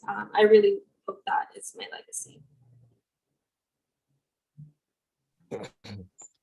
Awesome, thank you. Okay, if we don't have any other questions or any questions for Kaylee, you're free to give your closing statement. Thank you. I just want to say first and foremost, thank you for giving me the space to give you a little bit more insight about me and why I want to be in this role, and just thank you for your time in general. And I really hope to continue with Legislative Assembly and really build upon the goals I had last year with my team. And I really aspire to promote the goals of accessibility, transparency, and also just pushing for empathy for the undergraduate student body. But yeah, thank you so much for your time. Thank you for coming. All right, now we'll hear ARC's recommendation. So ARC approved Kaylee with a 3-0 vote. Okay, awesome. Are there any comments, questions, or concerns by council members? Daniela? Yes, just really want to praise Kaylee's appointment for tonight. I've been working with Kaylee not only on Senate last year, but also interacted with her when she was serving as a peer counselor with AAP. So I think that experience alone just kind of demonstrates how much of an intersectional experience Kaylee brings to this committee, because not only does she have the ability to bring in her intimate understanding of academic senate and LGA specifically, but also an expansive understanding of academic and university policy at UCLA and how that affects students and their experiences, but can also bring her own, which I think is very valuable to the space. Awesome. Okay. And if we don't have any more questions, comments, or concerns amongst council, can we get a motion? I move to approve Kaylee Blanco to the Legislative Assembly. I second. All right, Juan motions and a seconds. All in favor, please raise your hand.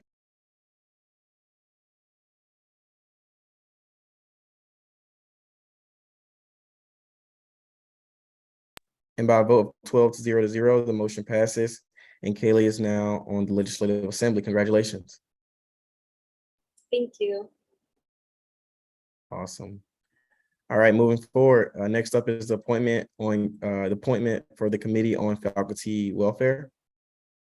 Has Monica been promoted?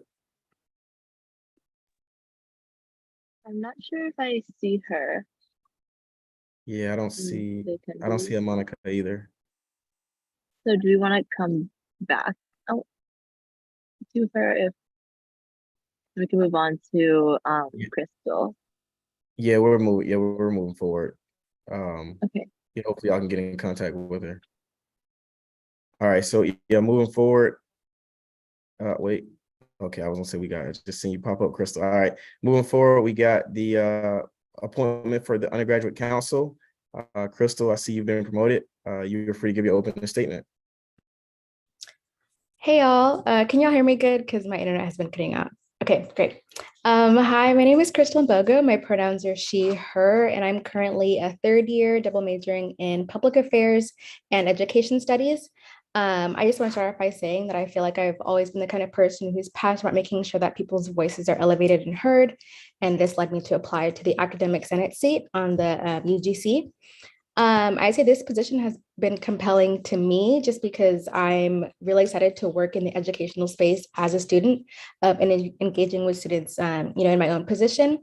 A lot of my previous experience has been working in student media, where I've really tried hard to, build really strong relationships and connections with student communities, whether that's the Disabled Students Union or the Black Burn community on campus.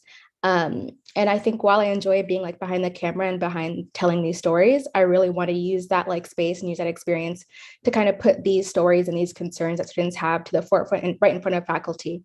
And, get a more active role in ensuring that these communities are being heard.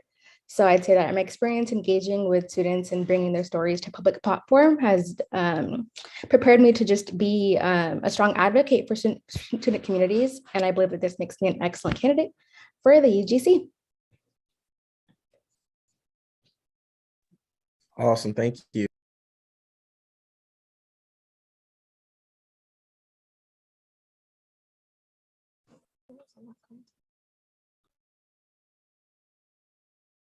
Was I silent? Okay. Yes. So thank you for coming. All right. Now we'll open the floor for questions from council members. Milan, I see you have a hand up. Is that an old one? I'm sorry, that was from my vote. Okay, there we go. All right. Any questions? All right, I can start out. So welcome, Crystal. If you could just tell us a little bit about, your understanding of what the undergraduate council does and, some of your initiatives that you plan to bring to the council. Yeah, my understanding is that the undergraduate council just advocates for, the constituents, which is like the 30,000 undergraduate students, in terms of academic wellness and promoting, their whether it's that's accessibility or, academic flexibilities, especially in like COVID era of school, and presenting a lot of these policies and concerns that students have to faculty and kind of like building that relationship or being like a bridge or liaison between the students and faculty and admin, and especially in terms of like their academic wellness and concerns, if that's like, with degree requirements or, different majors and minors and those requirements and the different studies departments. Awesome, thank you. Juan. Hi, Crystal. Thank you so much for joining us. Looking through your ARC ARC interview notes, I saw that you're very solution oriented, and that is very energizing and exciting, especially for this position. So I wanted to give you the kind of like the platform to talk about your kind of like approach to addressing longstanding issues that students face, as well as how you see yourself really maximizing your role if appointed to this position. Yeah, I just want to first bring up like the past conversation. I think it was Theodore mentioning like advocating for transfer students to receive more accommodation, especially in terms of priority enrollment. And I know that just last year, the Undergraduate Council actually collaborated with the Disabled Students Union and like the Center for Accessible Education, or CAE, and kind of like, addressing the accommodations that the students need in terms of priority enrollment. So kind of, I feel like that would be a really good I guess, avenue to kind of go for, especially in terms of like finding more accommodations for transfer students, because there are also, marginalized bodies and marginalized community on campus. And I feel like just using the relationships that the UGC previously already established, and, especially like their policy in terms of doing that, because I feel like that would be like a similar like purview, I guess. Yeah, and I feel like a lot of, in terms of my like solutions that I want to bring, or like my kind of plan of action, would be to just bring a lot of these student communities and these student leaders to the forefront, provide them a seat at the table, especially because, a lot of their stories, a lot of their concerns are being told, especially, someone who's worked in student media. I've, engaged with these students, engaged in these conversations, and I've had to like reach out, and just kind of get their stories told. So I know that, these concerns are being told. It's on Reddit, if it's on Twitter, if it's on Daily Bruin, all of these media platforms, and just reaching out to those students, especially, and kind of, establishing a relationship and constant feedback and communication, and just bringing them, into these rooms with faculty, or kind of, just if it's like their personal anecdotes, would, I feel like, establish that transparency and accountability that a lot of other students have already talked about, because they're in those same rooms and hearing those conversations, and, being active participants in the decisions that are going on. Awesome, thank you. All right. Do we have any more questions from council members? Going once, going twice. All right, Chris, you're free to give your closing statement. Okay, great. Yeah, I just want to thank you all for the opportunity to speak today. I want to reiterate that my skills in leadership and experience engaging with communities on the ground level will be an asset to the Undergraduate Council. I understand that with this role, I won't be just be working for, my own interests as a Black student, as a Black woman, as, whatever, but I'd be working, just to represent the thousands of undergraduate students that I represent. I want to use this platform to enhance and highlight the stories, like I've said, that have already been told and continue to be told by students. And just, bring the, I guess, bridge the concern that students have in terms of academic and social wellness, and just establish, more community and care in these spaces, and just be, very intentional in the stories that I want to tell and how these students are being represented in front of faculty. Yeah, I just want to use this like privilege of being in these decision-making rooms, just to bring more voices and seats at the table. I want to enter this space with care for these voices. And yeah, I just feel like I could really do that in this role. So I just want to thank y'all for this opportunity. Awesome, thank you for coming. All right, Art, can we hear your recommendation? Yes, ARC approved Crystal with a 3-0 vote. Okay, awesome. And now we'll open the floor up for any comments, questions, or concerns council members want to express. Going once, going twice. All right, if not, can we get a motion? I move to approve Crystal to the Undergraduate Council. A second. All right, Juan motions, Naomi seconds. All in favor, please raise your hand.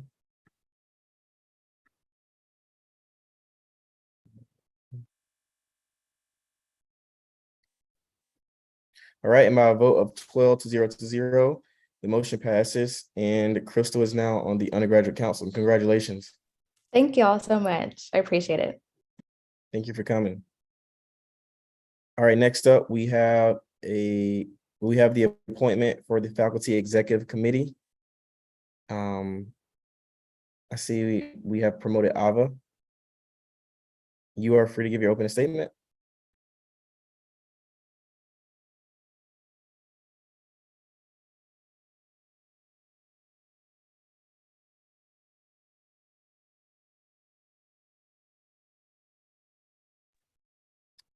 I don't know if there's some connection issues or. Hey, Ava, can you hear us?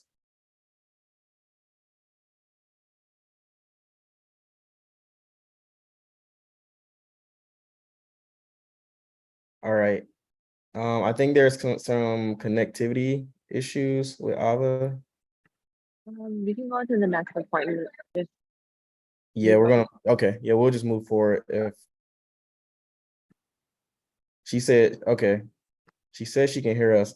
Can you unmute and speak or? Oh, okay. All right, that's fine. We'll just give you time to fix that. We'll move on to the next appointment, and once you fix that, we'll come back to you, okay?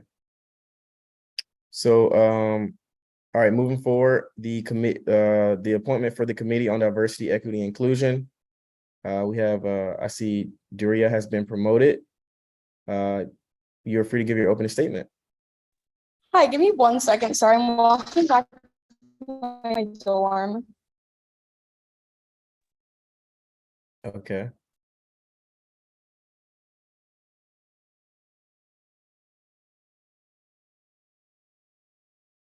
Hmm.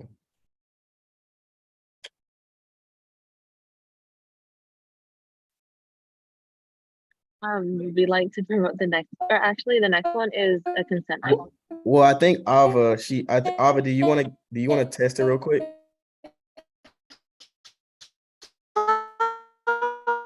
Hi, everyone.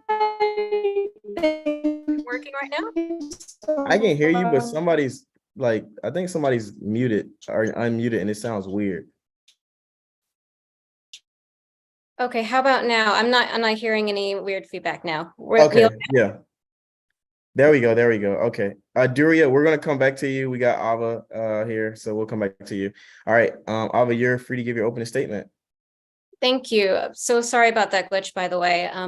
Good evening. My name is Ava Cross. My pronouns are she, her. I'm an English major and a junior. I'm very appreciative for the opportunity to speak with you all tonight, and I'm thankful for the recommendations received thus far for an undergraduate appointment to the Faculty Executive Committee for the College of Letters and Sciences.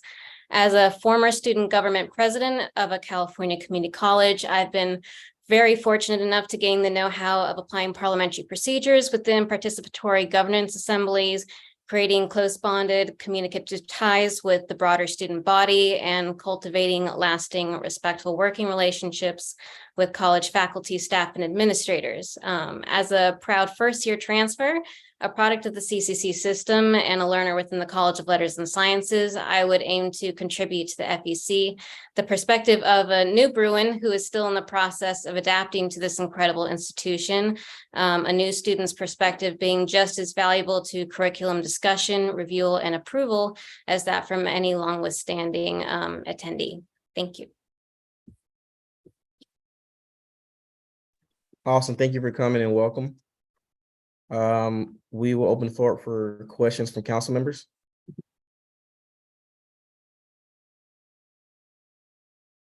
Naomi. Yeah, hi again. I know you touched on it in your interview, but I just want to give you the platform to expand on how you're going to use your past experience in this position if you are to be appointed today. Oh, how I'd use my past experiences? Yes. Okay, let's see. Well, definitely like the past year, I've been working more heavily with administrators than I have faculty, but one of the reasons why I got involved in student government was because of the support that I received from faculty. So, I mean, they're one of the groups that I love working with. As far as supporting students, I've been lucky enough to, I worked my way up in student government. First, I was the representative of PR. Then I was the secretary on the executive board at at my community college and then worked my way up to the student government president. I was involved in basic needs initiatives at the time. That's where I first got a platform at the school. As far as academic and curriculum programming, I was on the curriculum committee, which was chaired by the academic senate president of my former community college, also as one of the constituency group leaders, being the student government president. I worked very heavily with the faculty leadership, part-time faculty, full-time faculty.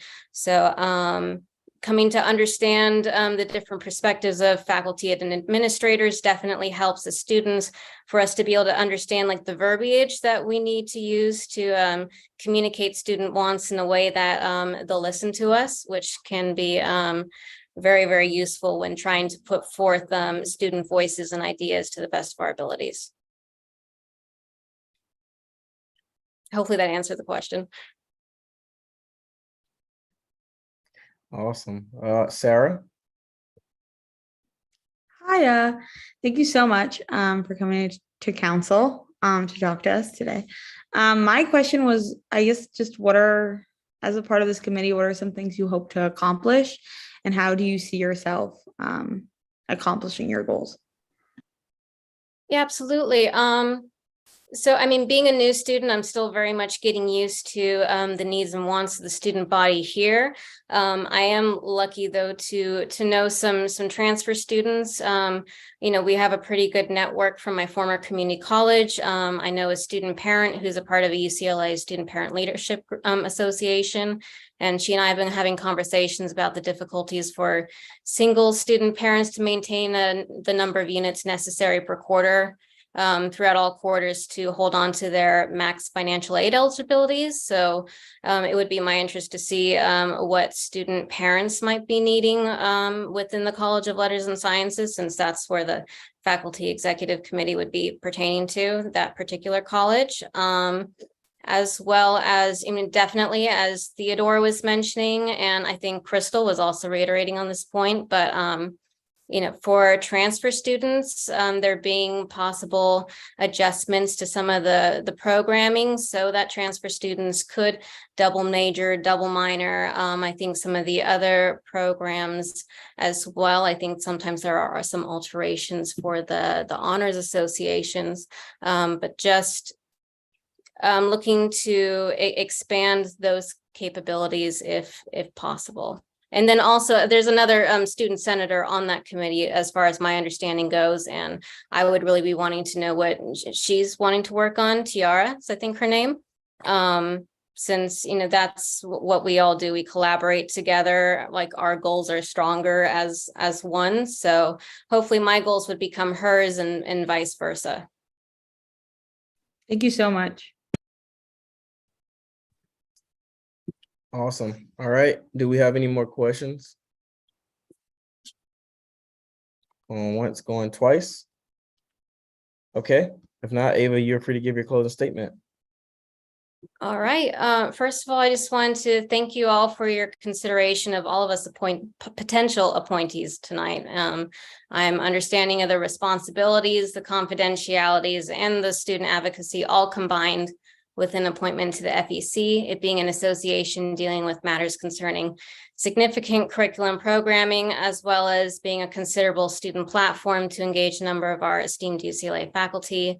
The initial application completed in the process for applying for this position had requested transfer student specific interest for filling remaining positions. And I believe this is something I could potentially step into well, given my past experiences in student leadership, and my comfortability towards working with staff and students, and to be able to continue such work at such an incredible institution. It's always my priority to try to be an active member of the community whenever possible, and to be around student leadership.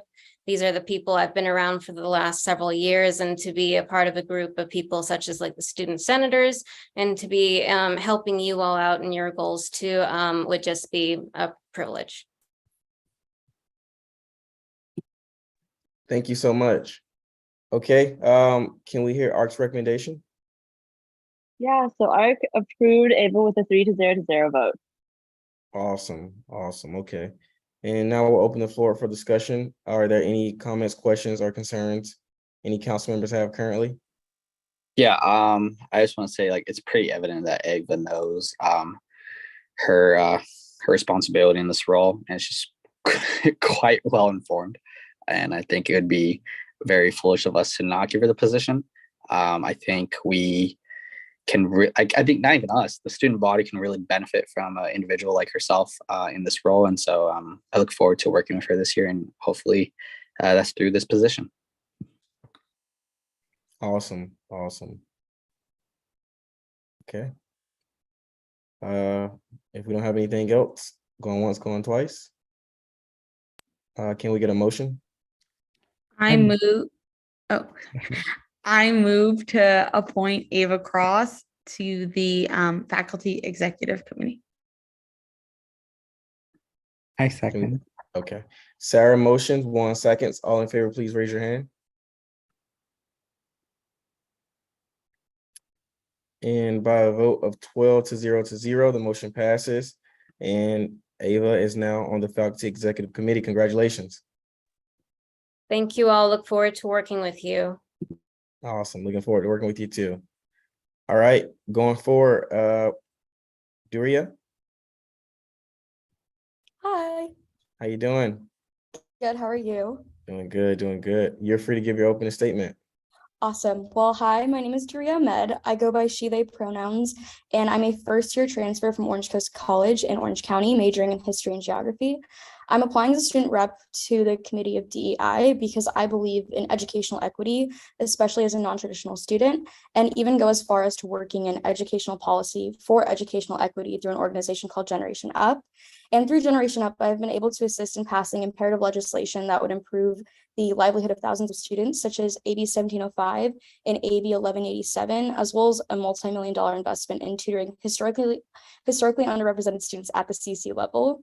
I feel I am fit for this position through my experience as a student equity rep on my community college's DEI task force, which required me to actively attend bi-weekly meetings and use my platform on campus to get data necessary for improvement, as well as serving as VP of Advocacy in our student government, working with SSCCC, or Student Senate for California Community Colleges, and California State legislation, as well as different campus services to make the transition back on campus smooth and accessible for all students. Thank you for that. All right. Now we'll open the floor for questions from council members. Okay, Sarah. Thank you for coming to talk with us. My question's a two-parter. One, can you just expand on some experience that you have that would help with this position in general? And two, what sort of motivated you or inspired you to go for the position? Yeah, I feel like those my answers for the two-parter question kind of connects. As I mentioned before, I was on my community college's DEI, and I think this was the first year where they kind of like fully went forward with it. And then there were also barriers with COVID, but we kind of adapted to the best of our ability.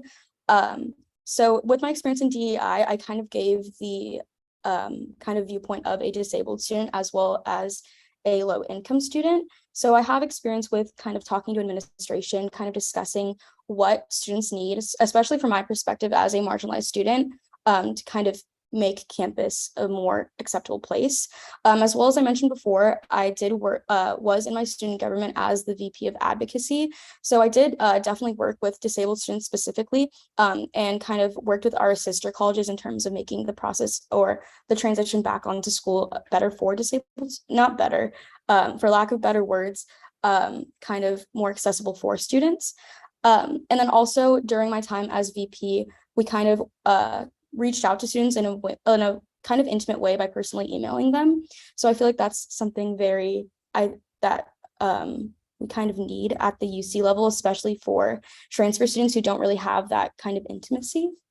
So yes, and then I wanted to go for this position because, as I mentioned before, I am a marginalized person and a transfer student, and I feel like representation in any form is kind of beneficial for the groups you want to represent. So yeah. Thank you. All right. Any more questions, council members? Going once? Going twice?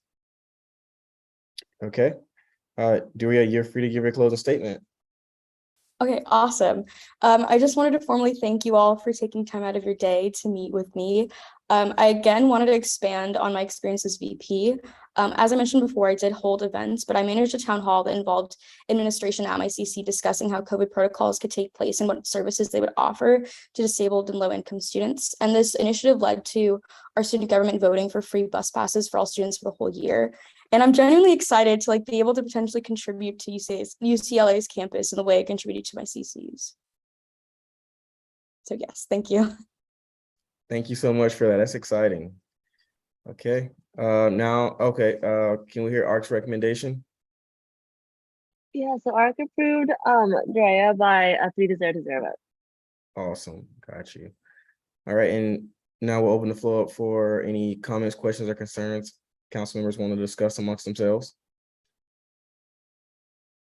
Going once, going twice. Okay, if not, can we get a motion? I move to approve Duria to the Committee on Diversity, Equity, and Inclusion. I second. Okay, one motion, Sarah seconds. All in favor, please raise your hand.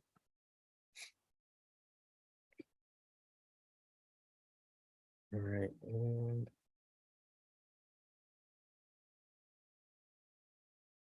okay. All against, please raise your hand.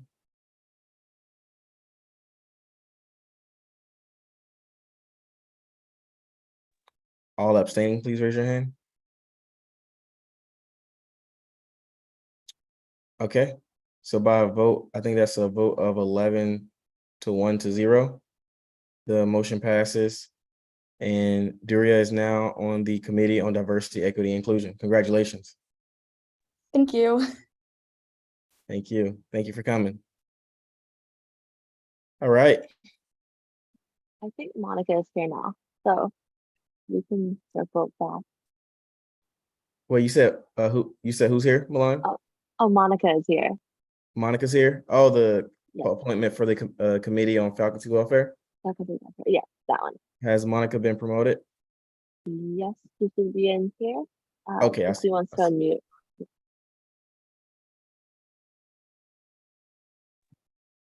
Okay. Hey, how's it going, Monica?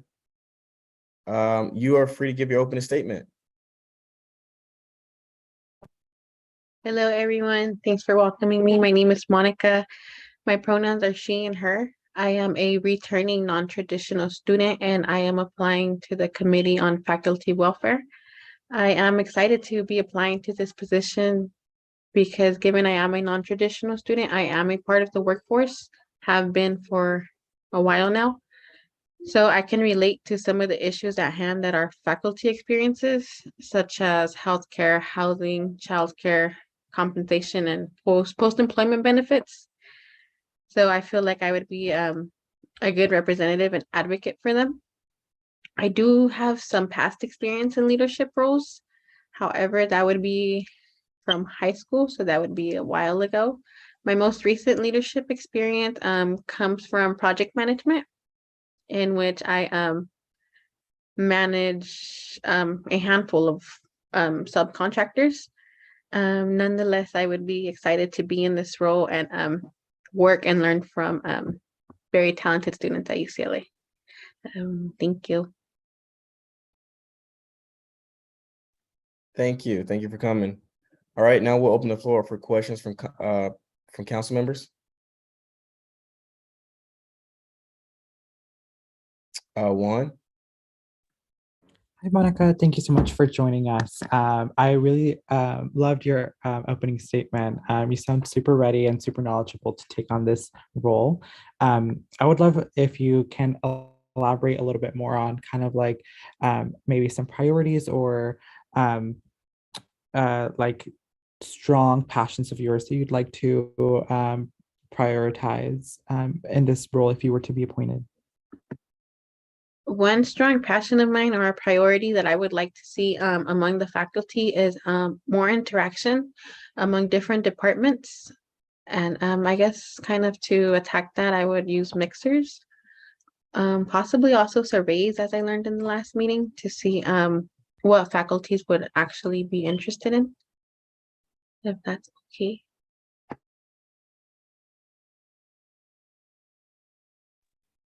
All right. Sarah? Hi, Monica. Thank you so much for coming. We appreciate you. Um, my question is a little bit maybe difficult. So if you don't have a full answer, that's totally fine. But last year there were, and I don't know if I assume you're in your position, you would deal with this. But last year there were there was at least one protest held by like lecturers on campus just to obtain like more fair wages and just like to just gain more fair work practices in general. Is there any way you plan on supporting that? And if so, do you have any like recommendations or anything like that on how you would support faculty in that regard? I definitely support faculty in regards to fair wages and their fight for benefits and pensions. One way I could be supportive is just by assisting in their organizing and being available anywhere that they need me personally. So kind of letting them lead and being available.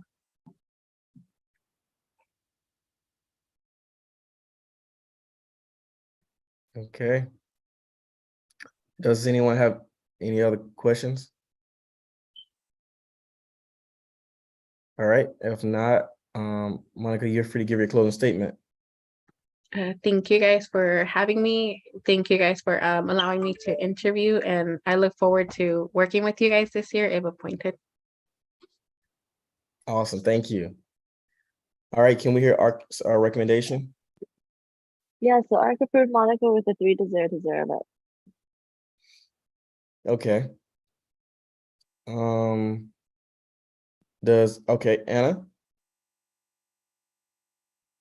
Was that a mistake or? No, you Sorry, just too early. jumping the gun? All right, she said, I'm ready to vote. All right, okay, if we don't have any more questions, comments, or concerns regarding this appointment, can we get a motion? I move to approve Monica to the Committee on Faculty Welfare. I second. Okay, one motion and a second. All in favor, please raise your hand.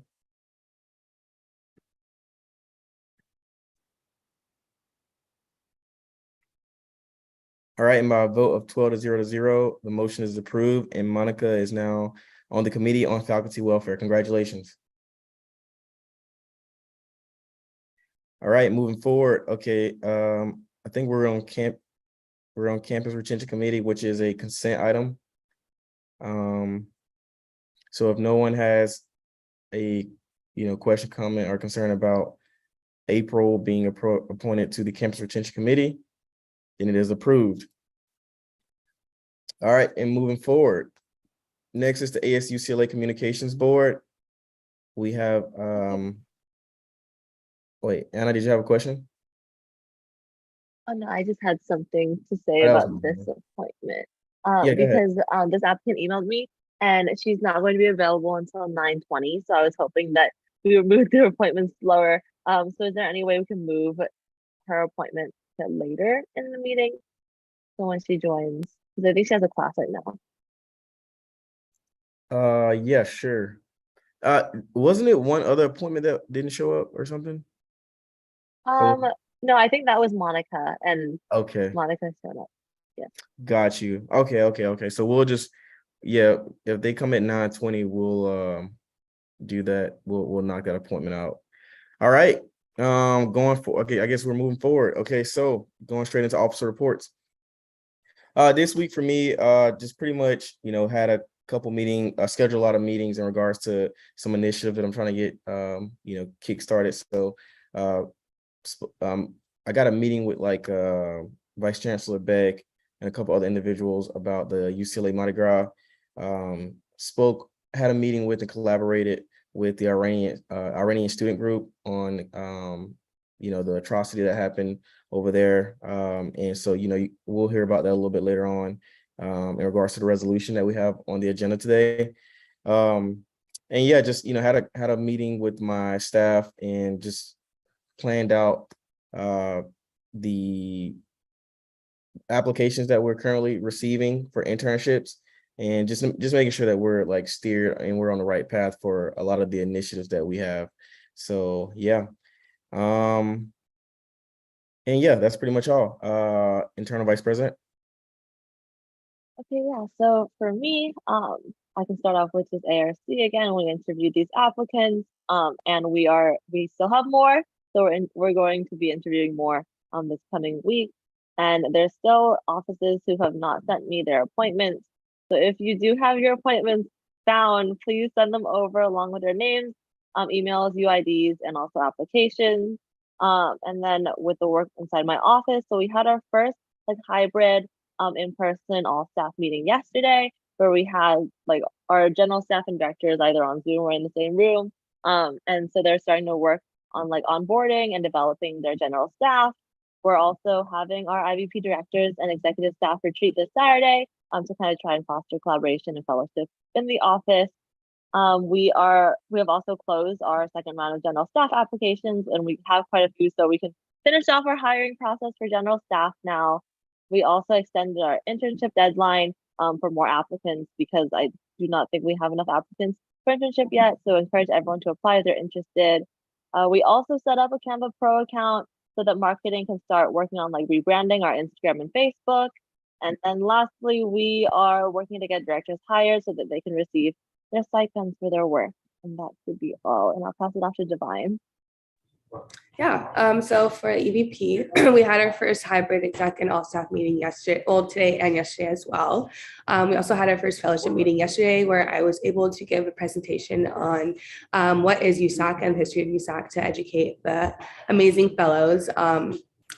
Bruinsville is also currently having an interest form out. So if you're interested in volunteering for voter registration events, please sign up. I will obviously give more information and drop the link in the Slack and just see it on social media. We're also opening up fall hiring on Monday, and it will be open for 2 weeks. So it's not for every single team, but for a lot of them. So just be on the lookout for that. And then the Broome Advocacy Grant applications are officially open and are being accepted, not on a rolling basis. Hearings will begin week 4, I believe. But just for orgs that are listening, just be on the lookout and please apply, because we have money to give to you. And yeah. Awesome. All right. Next up, we have the Gym Rep 1. We have a proxy for Keon today. I think it's Antoine. I see a hand raised. Can you promote Antoine?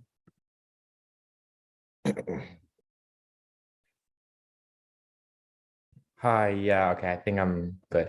Yeah, I'm Kean's proxy for tonight. He's sorry that he couldn't make it to the meeting. He's currently celebrating the Jewish holiday of Yom Kippur. If any council member or student would like to get into contact with him, please feel free to either email him at gr1@usac.ucla.edu or go to his office hours on Wednesdays and Thursdays from 3 to 5 p.m.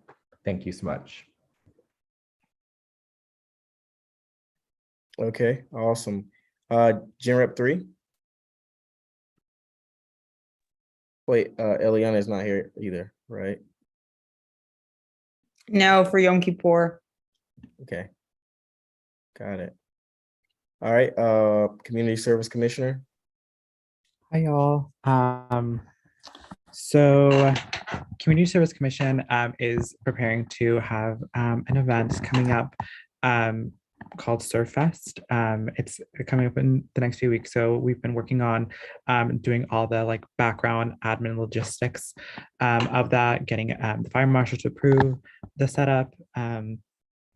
Our amazing team has been leading that. We've also this past weekend we had our first staff social. So we had a brief introduction of CSC, as well as just did community building and bonding for our team. Moving forward, we're so excited to reconnect with our the 40 projects under the Community Service Commission and get all of their applications for SFS funding, to start getting that to council and getting that approved. So we have, this is a quiet week for sure, but we are going to be picking up on all of our services that we provide to the projects within the coming weeks. Thank you so much. And I'll hand it off to the Financial Supports Commissioner.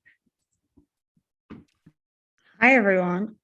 Let's see what has happened in my office this week. We're done with the eye clickers, lab coats, and goggles.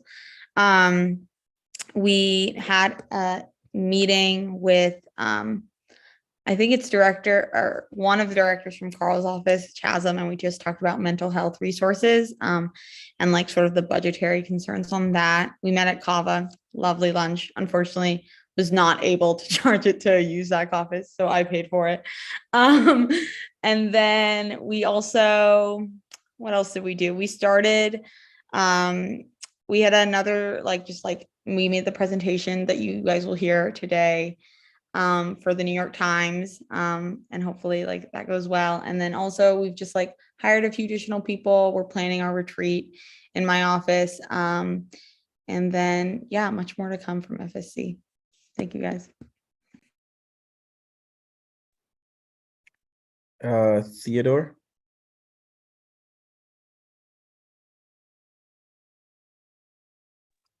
Hey everyone, how's it going? I hope everyone's having a graceful and blessed evening.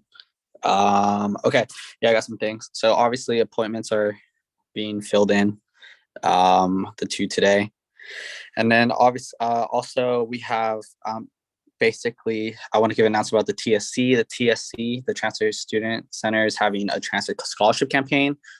They in cahoots with transfer. UCLA transfer alumni are trying to raise about $10,000 so they could award more transfer scholarships this year round. So if you personally feel inclined to donate to the scholarship, or if you want to share that information, you guys are more than happy to do so. I know it transformed many lives. Transfer students are very diverse, whether being parents, whether being first generation students, commuters. There's many boxes that they do fill. So yeah, any money can help any transfer student. Basically, today I also want to give, I'm really excited for, even though she wasn't my appointment, but Miss Jada Jackson's appointment to the Committee of Academic Freedom. That position embodies, and even UGC as well, but embodies a big thing that I basically campaigned on, or just always considered a big issue to transfer communities, basically academic freedom, basically giving transfer students the ability to really pursue the studies that they wish. That's the reason why we're here. So why hinder their capabilities right when they could come in? So I'm excited to work with her. Thank you for approving her. In regards to housing, same old. Transfer students feel neglected or feel pushed aside in regards to their access to the Hill. And so basically this year is trying to solve that issue for the 23-24 school year. So if you guys want to provide any help or any contacts or any assistance to me, that'd be great. Also, I just want to make a personal note as well in regards to what I was going to say in a comment before I forget. But basically, I am a part of UCLA's only Christ-centered fraternity.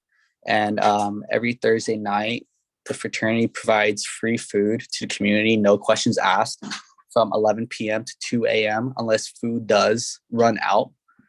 So please, if you know anyone who's food insecure, someone who is running out of meal swipes, or someone who is just hungry on a Thursday night, send them to our house on Frat Row on Landfair, basically AGO, Alpha Gamma Omega. We're across the street from SIGAB, next to Triangle, to those who are familiar with the row. So I think we could really provide a service, especially since it doesn't come out of public funds. It doesn't come out of, do you have to sign up beforehand? No, literally roll up. Yeah, no questions asked. Literally no questions asked. This past Thursday, we had essentially this Thursday was one of the first big party nights of the year, and so we had a lot of people come up. And I'm not saying what they do in their free time, but let's just say they're super hungry and super thirsty, and so food and water is always helpful on a Thursday night. So like no questions asked, also I want to give a shout out to transfer student Zach Charbonnet, my dog. He was hungry this past week at the Rose Bowl, and so basically Bruins are 5-0. So if I could give you guys a shout out to really go to the games, go. They're playing ranked Utah this week at the Rose Bowl. Transfer students are the athletic community are made up of a lot of transfer students. Obviously, Zach Charbonnet transferred from University of Michigan, and so it's not just community college students, or also people from coming out of state. So if you want to go support the Bruins, whether at the women's volleyball at Poly, or the football team at the Rose Bowl, go for it. Definitely good stuff. Yeah, good and welfare. What else? Oh, last thing. Okay. Getting all the recs. Basically, I think I just want to address, what happened earlier in the meeting. So I have an idea, and I do somewhat understand the notion of making sure comments are not too personal. Completely understand. I've sat on student government at community college, high school, now for the first time at 4-year. But where I want this student organization, the student government to go, I don't think being more personal with the student body is a bad thing. I think actually a lot of issues with student government around the country, or you can even say our government at the state or even federal level, the issue is it's not personal. And so I feel that we could provide a better service to the student body when we have more personal relationships. If it means making their day, if it means just making them stand out, if you actually know them personally, or if you know their reputation, they're not just a number, they're not just a student ID. They're actually someone who's applying for a position, someone who has their own lives and has their own abilities to succeed and perform. And so I think a little shout out here and there doesn't hurt. That's just my opinion. I know Phoebe, you're gonna probably say something right now, and that's valid. But I really think, from someone who has not had student government experience at this university until now, I am the student body that you served last year or planning to serve this year. And so I think that's the way I want you to just take that advice. I'm just a student. Just treat me not as a TSR, but as a student who wants any student government, especially the one at my home university, to be more personal. Sorry if I trespassed against anyone or I made any transgressions, but sorry. That is kind of my longest report, so I guess it's kind of an improvement. But that's it for today. All right, thank you. Phoebe, you got your hand raised? Oh yeah, I feel like I should respond because I know I was the one that brought up that comment. I guess I do appreciate us trying to bring more of our identity into the space. I agree that sometimes it does feel a little bit impersonal, the way we have to carry ourselves really professionally. And I'm really glad that you're able to make her day with that comment. I guess just the nature of the way it was introduced, which was it was a slightly through the grapevine way, not necessarily I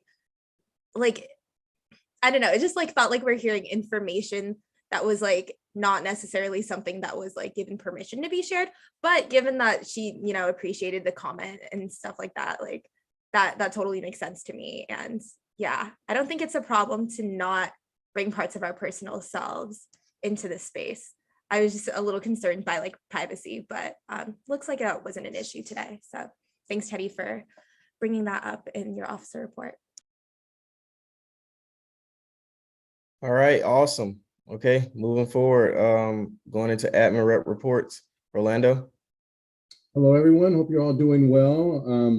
No, the same update. The last time I'm going to be offering it. This is the last week to re-register your student organization and or start a new org. Friday at 5 p.m. Is the deadline, after which groups won't be able to re-register until winter quarter. Okay, that's all I have. Thank you. Jessica? Hi, everybody. I do have a handful of updates for y'all today, so bear with me. This will be hopefully not too long, but the first thing I wanted to mention, I've been getting a few questions about the BOD programming funding app. And so I did reach out to Dakota to let him know that there have been a couple questions that look like the deadlines weren't updated from last year and the app's not currently available on my UCLA. So I just wanted to make you all aware. So that, you know, if you are in contact with Dakota, you can pass along the message. And then it's also just a good reminder for anybody with a funding source. If your funding application resides in my UCLA and you need to update anything, update deadlines, update the app, you need to send that through. Usually last year we were sending it to Chris. So I'll find out if he's still the same contact point for that, but just anybody with fund apps that need to be updated, if they're housed in my UCLA, they need to be updated through that system. If they are housed through a hyperlink on the USAC website, you can send it to our USAC webmaster and he will get those updated. So just double check, you know, that the deadlines that are listed on the website are current and up to date and that the current apps are also open and available. Aside from that, I wanted to also quickly mention we had Christina from ASUCLA reach out to you all requesting information for our entities newsletter. So it's basically any updates that USAC wants to share. And I dropped a sample from the June newsletter into the Slack channel for y'all to review, but you know, you have some time. The content's not due till December, but it's good to start thinking about now and kind of coming up with things that you want to highlight in there that either your specific offices are working on or council as a whole is working on. And it features content from USA, GSA, communications board, or student media, and then services and enterprises. So it's all of the entities of ASUCLA. Another quick update for office cleanout. We've been getting notified from our custodial team that there have been some items left in the hallway. So just a reminder that if you do have items that need to be removed, coordinate through Archie and I. Please don't put them in the hallway. If you put them in the hallway, chances are they will get disposed of, even if that wasn't your intention. So just make sure you're not putting things in the hallway. And if you do have trash recycling, large item removal, let us coordinate that for you.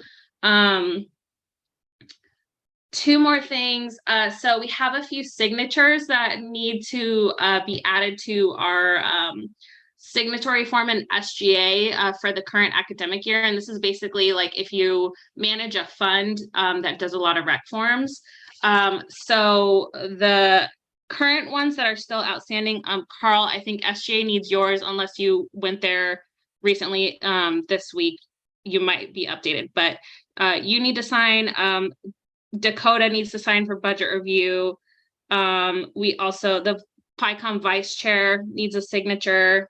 I think those are the main ones that are currently appointed. There's a few other signatures, but I don't think we have appointments for them yet. So as those appointments get filled, I'll try to remind them as well. And then the last thing I did want to update you all. So there's a couple new technology related committees that are seeking student appointments. I sent you all an email about it, but I was able to meet with Kelly Aruda this week to kind of get a little more information about what the committees are working on. And I'm still waiting on the committee descriptions to send to you all. So I hope to have that within the next day or two. But the main update there is that they're just looking for 1 year appointments at the moment, and they're looking for students who have an interest in technology. There's going to be a lot of technology changes for campus. So it'll be a benefit if the student has an interest in that area. And then also, you know, if any council members or any of your staff specifically have an interest, just to get someone seated on the committee in the interim while you're able to like actually get an application open and get a formal appointment. Since these are new committees, that would be an option as well. So I just wanted to make sure that was clear, that they're just looking for student input.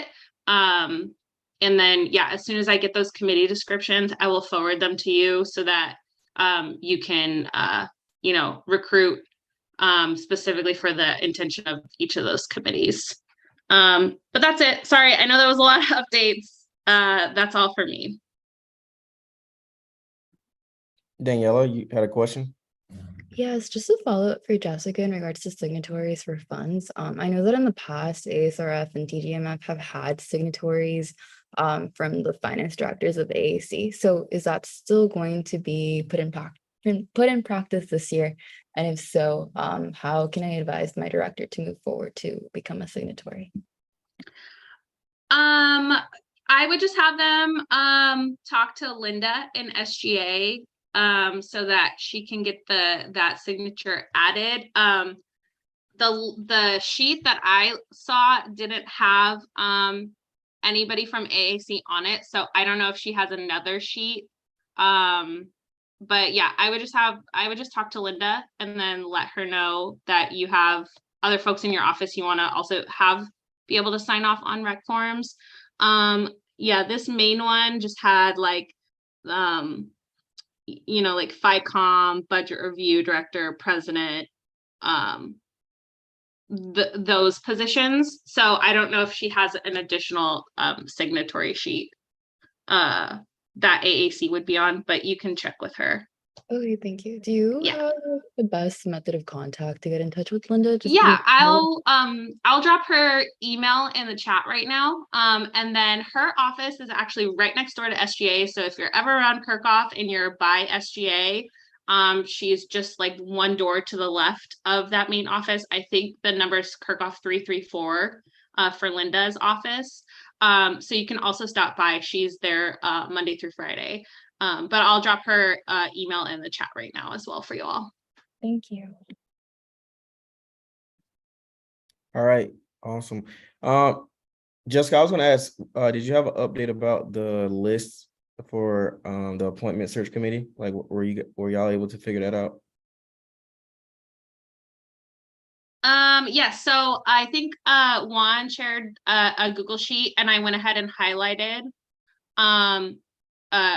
green for like highest priority, and then I think yellow. But essentially, the main ones you want to prioritize are any funding bodies for sure, any appointments to committees or boards that allocate funds.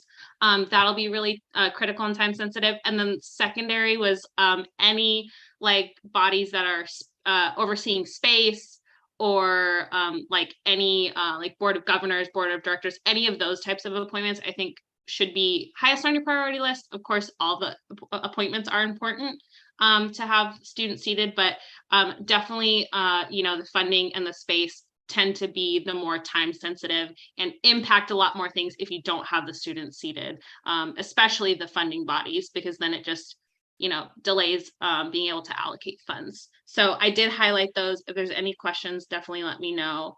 I'm happy to get more information if there's more information needed. Okay, thank you so much. Juan, we'll get together and I'll try to get with the director of strategic communications for UCLA and get them to share it on the big UCLA Instagram account. Okay, next we have Lori. Hey y'all, I don't really have an update. I just want to introduce myself. Second meeting with you guys. I live in the student affairs umbrella with Orlando. I've worked with Orlando, Patty, and Jessica for a very long time. I've worked on campus since 2006. My office is in Poly. I work for recreation. So I had the pleasure of working with Gio and Alicia on Bruin Bash this past year. I've worked with a couple other commissions in past, facilities commissioners, gen reps, SWC. So I'm just here to help and support you guys navigate student affairs things. And I'm in Slack. You can email me. You can find me in Poly during a basketball game because I'm working. So here just to support you guys. Thank you. Next we got Archie. Good evening, everyone. I hope everyone is having a great night. I just want to just kind of chime in tonight and give a little report to let you guys know that I will be reaching out to you guys.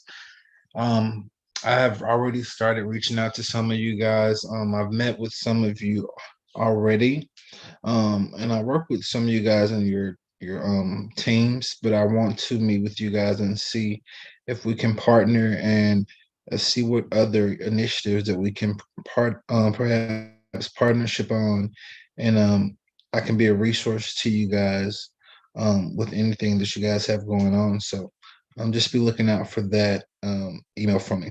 Thanks. Have a good night. Bet. Thank you. Thank you, Archie. And I see Patty's here. I know we don't have you on the agenda, but did you have anything you wanted to say? Yeah, hi everyone, good evening. I wanted to hop on tonight because I had some good news. We have another member added to our SGA team. So one of our team members, you might have seen some emails come through, Joshua Shaw has joined our SGA team as one of our accountants. He's been working in the office for the last few months as a temp employee. We're really excited to bring him on full time. He's been really amazing at helping us streamline some of our processes. And you probably, if you come by SGA this week, you will see me in there.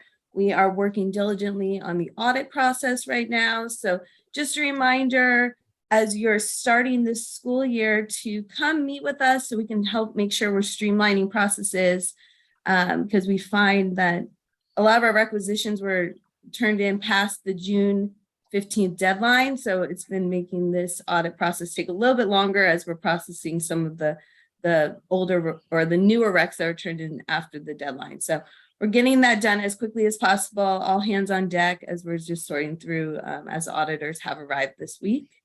But yeah, working to close out and restart. So the more we can get turned in early, the better. So let us help you to streamline. We're also working to see how we can streamline and improve some of our processes, get you guys your funding as quickly as possible.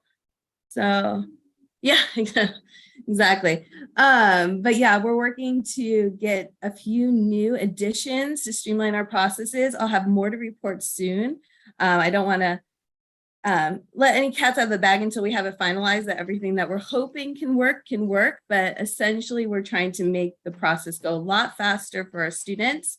But one of that is really about how we can train the funding chairs. So we're really wanting to kind of make sure that all of your directors that are going to be in charge of finance, or any of your directors that are going to be in charge of any of your funding bodies, to please meet with us so we can make sure that there's a clear understanding of how the processes work. Because it's really hard for us to audit the requisitions when we don't have an understanding of exactly what you're allocating for. So the funding directors are really auditing before they get to us. We're finding we're getting less problem recs, which take us a really long time to navigate out. But yeah, so please have them come meet with us. And we don't always know who they are, so it really is helpful if you all can point them in our direction. Right, and I think I saw a hand, but no found out. Thank you all. Thank you. Giovanna, you don't, oh yeah, I seen your hand, Giovanna. I don't know if that was a mistake or not, or. Yeah, in my keyboard, I don't know what's going on, but it raises my hand randomly. Okay, no problem. All right, moving forward. Milan, did that the last appointment, did they show up, or? I do not see our last appointment, so I'll email her. Yeah, let's just reschedule that for next week then. Yeah, sounds good. Awesome. Okay. Next, we don't have any old business, so we're going straight into new business. So we have the Iranian student group resolution. Can someone promote Paria?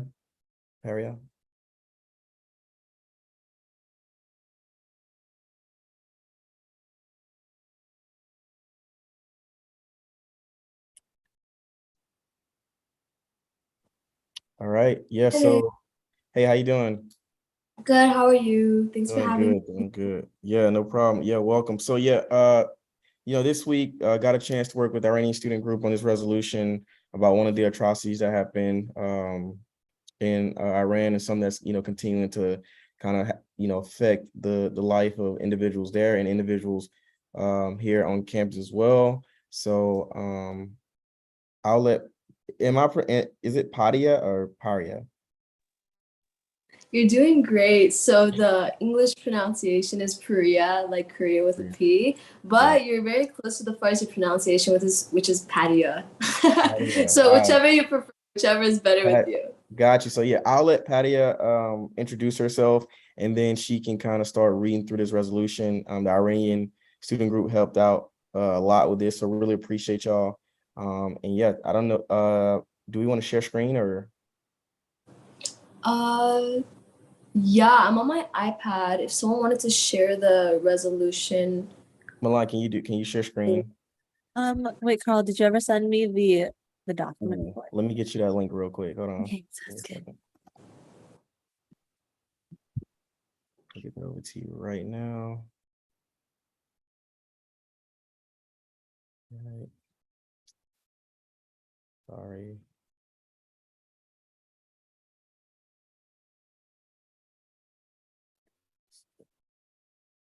All right, here we go.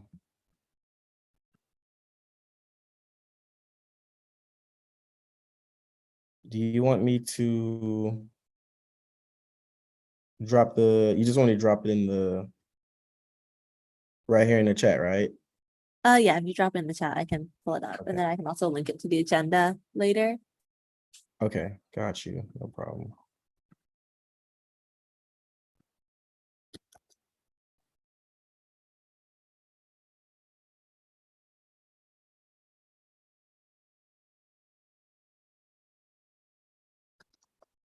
There you go.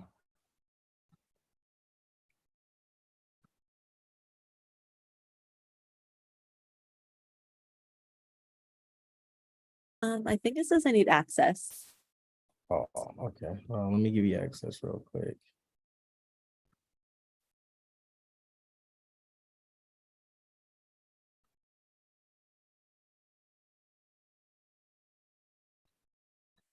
Okay, can you try this link, please? Okay. Okay, yes, I have it. I'll share my screen. Okay, I hope everyone can see it. Yes.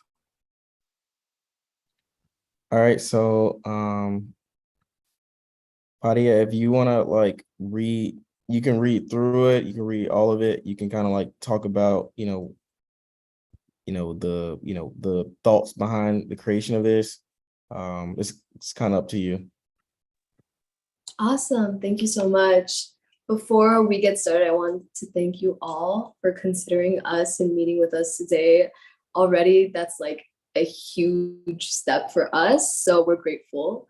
So yeah, this is a resolution that we created with USAC. So it's a resolution in solidarity with Iranians protesting the killing of Mahsa Amini and demanding that UCLA stand with Iranian students. And so I'll go ahead and read the entirety of the resolution just so I don't miss anything. But I'd like to preface it by saying UCLA has a massive Persian population. So I think this is what we're doing is incredibly imperative, and we definitely should be addressing what's going on just so the Iranian Americans here and the Iranians can feel seen. And it's important and significant to raise awareness. And so, yeah, I'll go ahead and read what we have here. It documents a lot of the events that have been going on, just so everyone is aware. So on September 13th, 2022, the morality police of Iran arrested Mahsa Amini for wearing an improper headscarf. Police reportedly tortured Mahsa Amini in the police van after her arrest, tortured her at the police station for at least half an hour, then struck Miss Amini on the head. On September 16th, 2022, Mahsa Amini fell into a coma at a so-called re-education center in police custody and died in the hospital. Thousands of Iranians bravely protest across Iran to demand accountability and an end to violence and discrimination against women, even though the lives of at least 75 protesters have been tragically lost, including a 16-year-old girl. The government of the Islamic Republic of Iran engages in egregious measures against Iranian civilians as they exercise their human rights, including the large-scale use of violent force and military threats, the arbitrary arrest of over 1,200 protesters and several journalists, cutting access to internet communications and calling on supporters to expose the identities of protesters. Iran's security forces regularly target university students with violence, including the shooting and students of the Sharif University of Technology on October 2nd, 2022. This is a very recent and unfortunate development that took place just 2 years ago. And unfortunately, university students like us are being tortured simply for raising awareness and activism, which is very unfortunate. On September 22nd, 2022, United Nations experts condemned Iran's sustained repression and systematic discrimination against women, including the discriminatory dress codes that deprive women of bodily autonomy and the freedoms of opinion, expression, and belief. Iranian students must confront turmoil in their homeland, seeing their own people killed by Iranian authorities and losing communication with their loved ones in Iran while pursuing UCLA's rigorous academics and college life. On September 26th, 2022, the Iranian student group at UCLA issued a letter to Chancellor Block urging UCLA to stand in solidarity with Iranian students, to conduct mass outreach regarding the tragedy facing Iranians, to share resources for those impacted by the crisis, and to demonstrate its support by lighting up Royce Hall in green, white, and red, the colors of the Iranian flag. UCLA Draft Policy 864, lighting of Royce Hall and Powell Library, stipulates that the Undergraduate Student Association and registered campus organizations may request special lighting on the occasion of quote-unquote significant campus, city, state, national events, ellipses that align with UCLA priorities and values.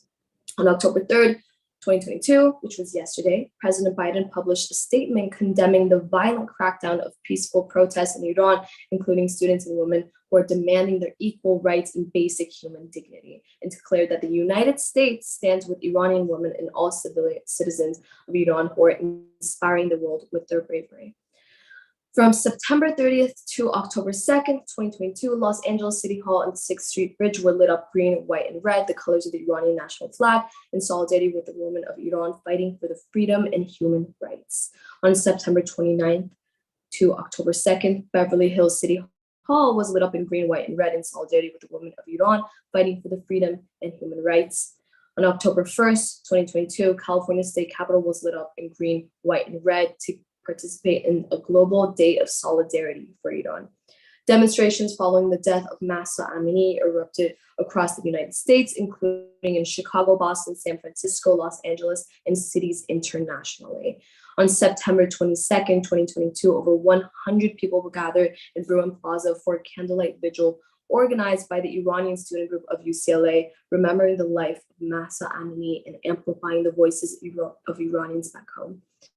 UCLA recognizes itself as an institution with global impact and commits itself to promoting diversity, inclusivity, freedom of expression, and equity.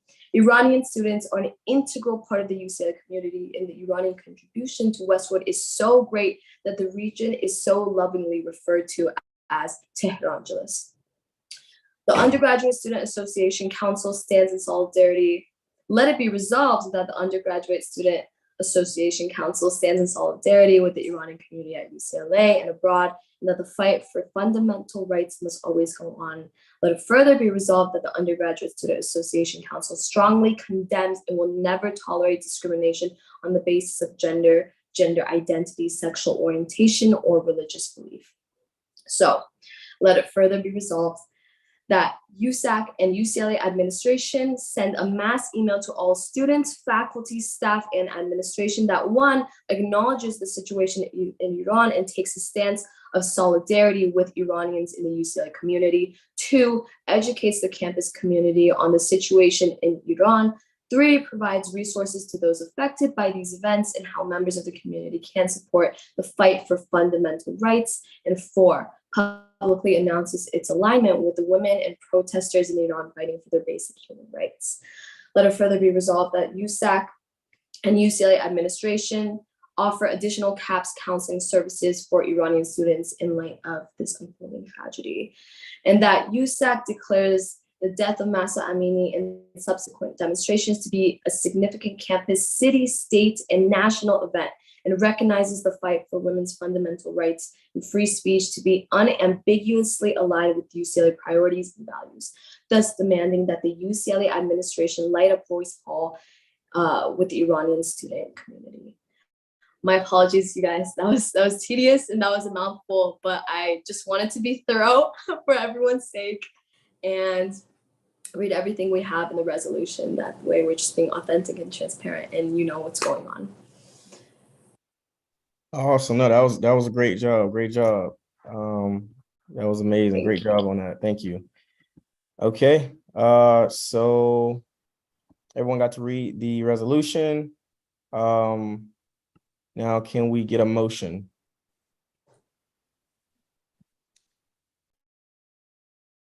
Yes, Juan, you had a question? Yeah, before we move to a motion, when reading the resolution, it was on the third whereas on the first page. It was mentioned it was police custody, but in the resolution says policy. I wanted to know if that was a little typo, just to quickly address it. Yeah, that's a typo. It says policy custody. Yeah, that's a typo. Yeah, we'll change that. This was an amazing resolution. Thank you so much for all of your work. Anybody else got any questions? All right, can we get a motion? I move to pass the resolution written by the Iranian student group. I second. Okay, Sarah motions, 1 second. All in favor, please raise your hand.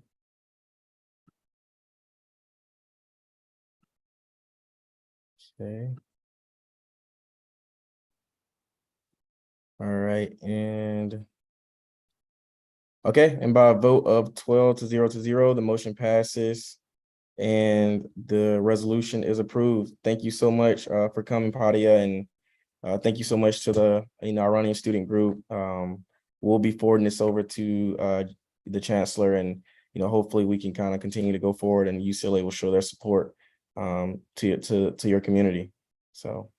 Absolutely. Thank you all so much for hearing me out. I appreciate it. And this is all very exciting stuff. I'm like choosing really hard and I can't wipe the smile off my face. But yeah, I appreciate it. Thank you so much. The Iranian student group, all our members are definitely very appreciative of your guys' efforts in reaching out to us and taking the initiative. This is all really important stuff. So thank you so much. No problem. Thank you. All right. And last but not least, we have the FSC presentation. Oh, wait, Carl, I think the applicant for the ASU Communications Board is here now, if we want to interview this person. Okay. What y'all feeling? Y'all want to do it? All right, we'll knock it out. Okay. Which is all right. Have they been promoted yet? Yeah, I just promoted them. Thank you, everyone. We have so many appointments to go through, but hopefully it will end soon. Maybe. All right. Awesome. Hi, I'm so sorry. I had class until 9:30, so thank you so much for being flexible, you guys. No problem. Thank you for coming. All right. You're free to give your opening statement. Okay, for sure. So hi everyone, my name is Ida Tonkenbong. My pronouns are she, hers. I'm a 4th year transfer communication major and I'm applying to be part of the communications board. I served on the board last year and thoroughly enjoyed my time being able to be a voice for transfer students. And I think I'd be a great fit for this position because I already have past experience on the board. And just having been part of the selection process for the editors in chiefs of the news mags, as well as like approving and implementing budgets, for example, I feel as though I have a very good idea of the support student media needs from the comm board. And I hope that this year I can continue to help the board support student media in order to make it as successful as it can be.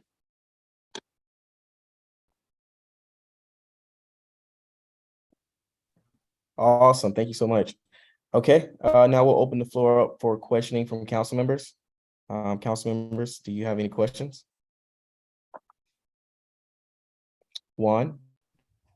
What are your priorities for going into this role for this next academic year? Yeah, so just like as a transfer student, I know how difficult it can be adjusting. And so in this role specifically, I hope to help make transfers become aware that like all of UCLA has to offer, especially when it comes to student media, because transfers just don't have as much time to get well acquainted or apply for roles as like direct entry students do.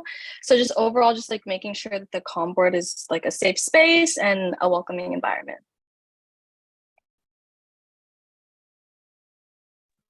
Awesome. Sarah?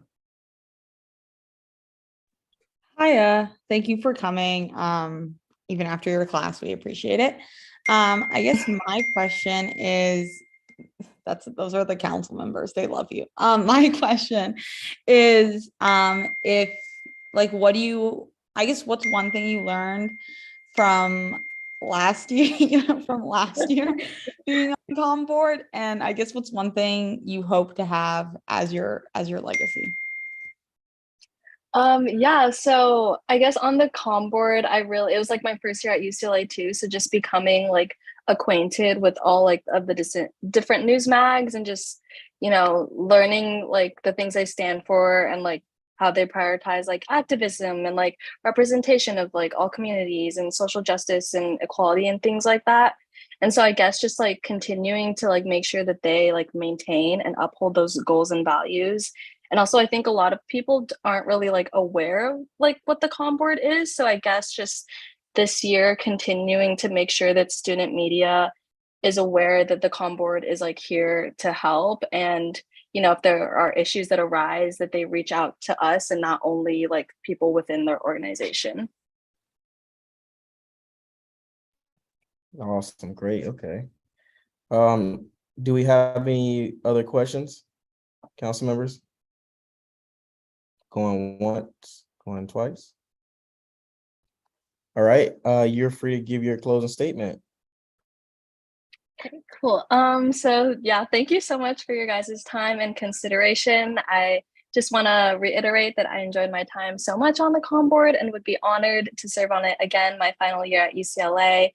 And just being able to be a part of ASUCLA and make vital decisions within student media has made me feel just like very involved and active within the campus community. And it's just really made me enjoy my time here at UCLA so much more. So that's it. Thank you so much, everyone. Awesome. Awesome. Thank you for coming. All right, next up, can we hear ARC's recommendation? Yeah, so ARC actually approved Ida with a 3-0 vote. Bet, got you. Okay. All right, we'll open the floor for council members to discuss. Are there any questions, comments, or concerns that council wants to discuss amongst themselves? I just really want to acknowledge that you've made the time to come here. And with that, I'll move to approve Ida to the ASUCLA Communications Board. I second. All right, one motion, Sarah seconds. All in favor, please raise your hand. Okay.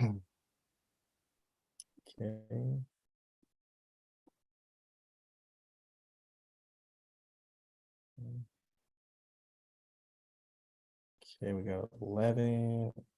Did somebody drop? All right, someone left, I think. All right, by a vote of 11-0, the motion is approved, and Ida is now on the ASUCLA Communications Board. Congratulations. Thank you so much. No problem. Thank you. Thank you for coming. All right, now going back to the FSC presentation, Sarah. Thank you, Carl. Can I get permission to share my screen?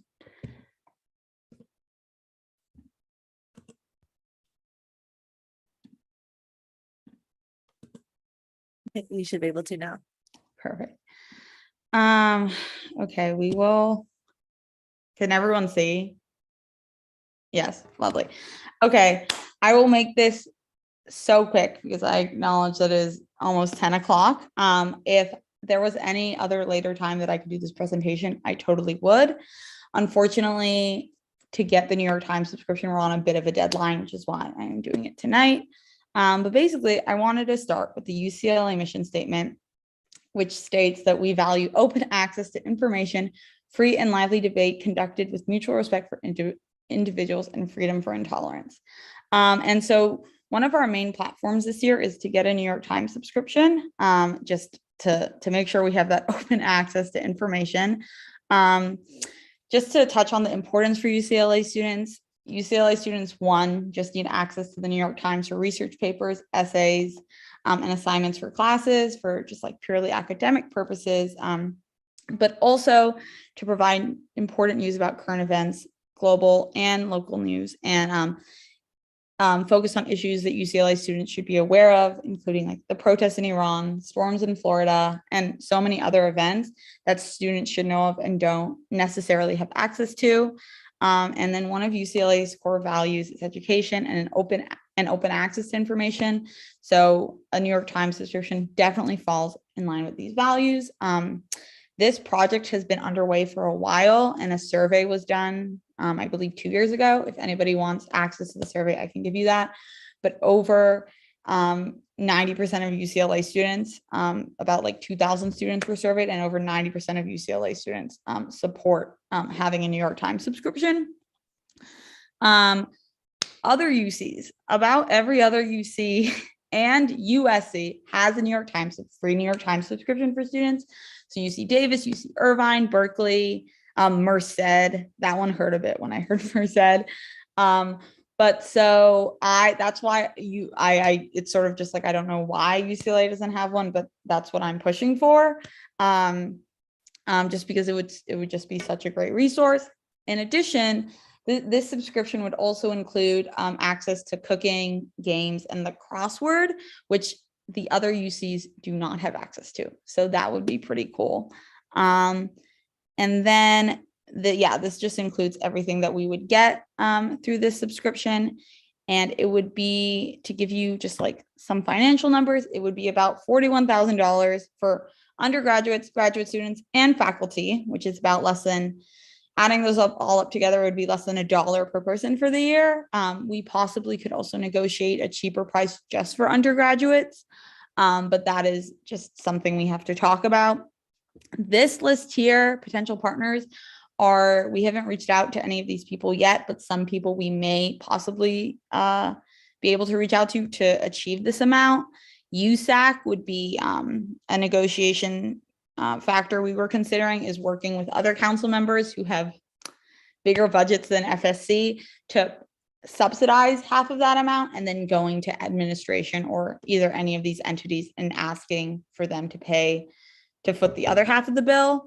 There's also a possibility of passing it through referendum and adding like less than $1 about maybe to student fees. However, I mean, my number one goal would be try to get this through without going to referendum, just because obviously the potential of it not passing, but also I would argue that this is an essential resource that students need. And I think we definitely, I would be able to find the funding, since we have so many other resources for students, like we have The Economist. So that was sort of my thoughts. And then the last slide that I wanted to touch on was the importance of student support, and which is why I'm presenting this to USAC.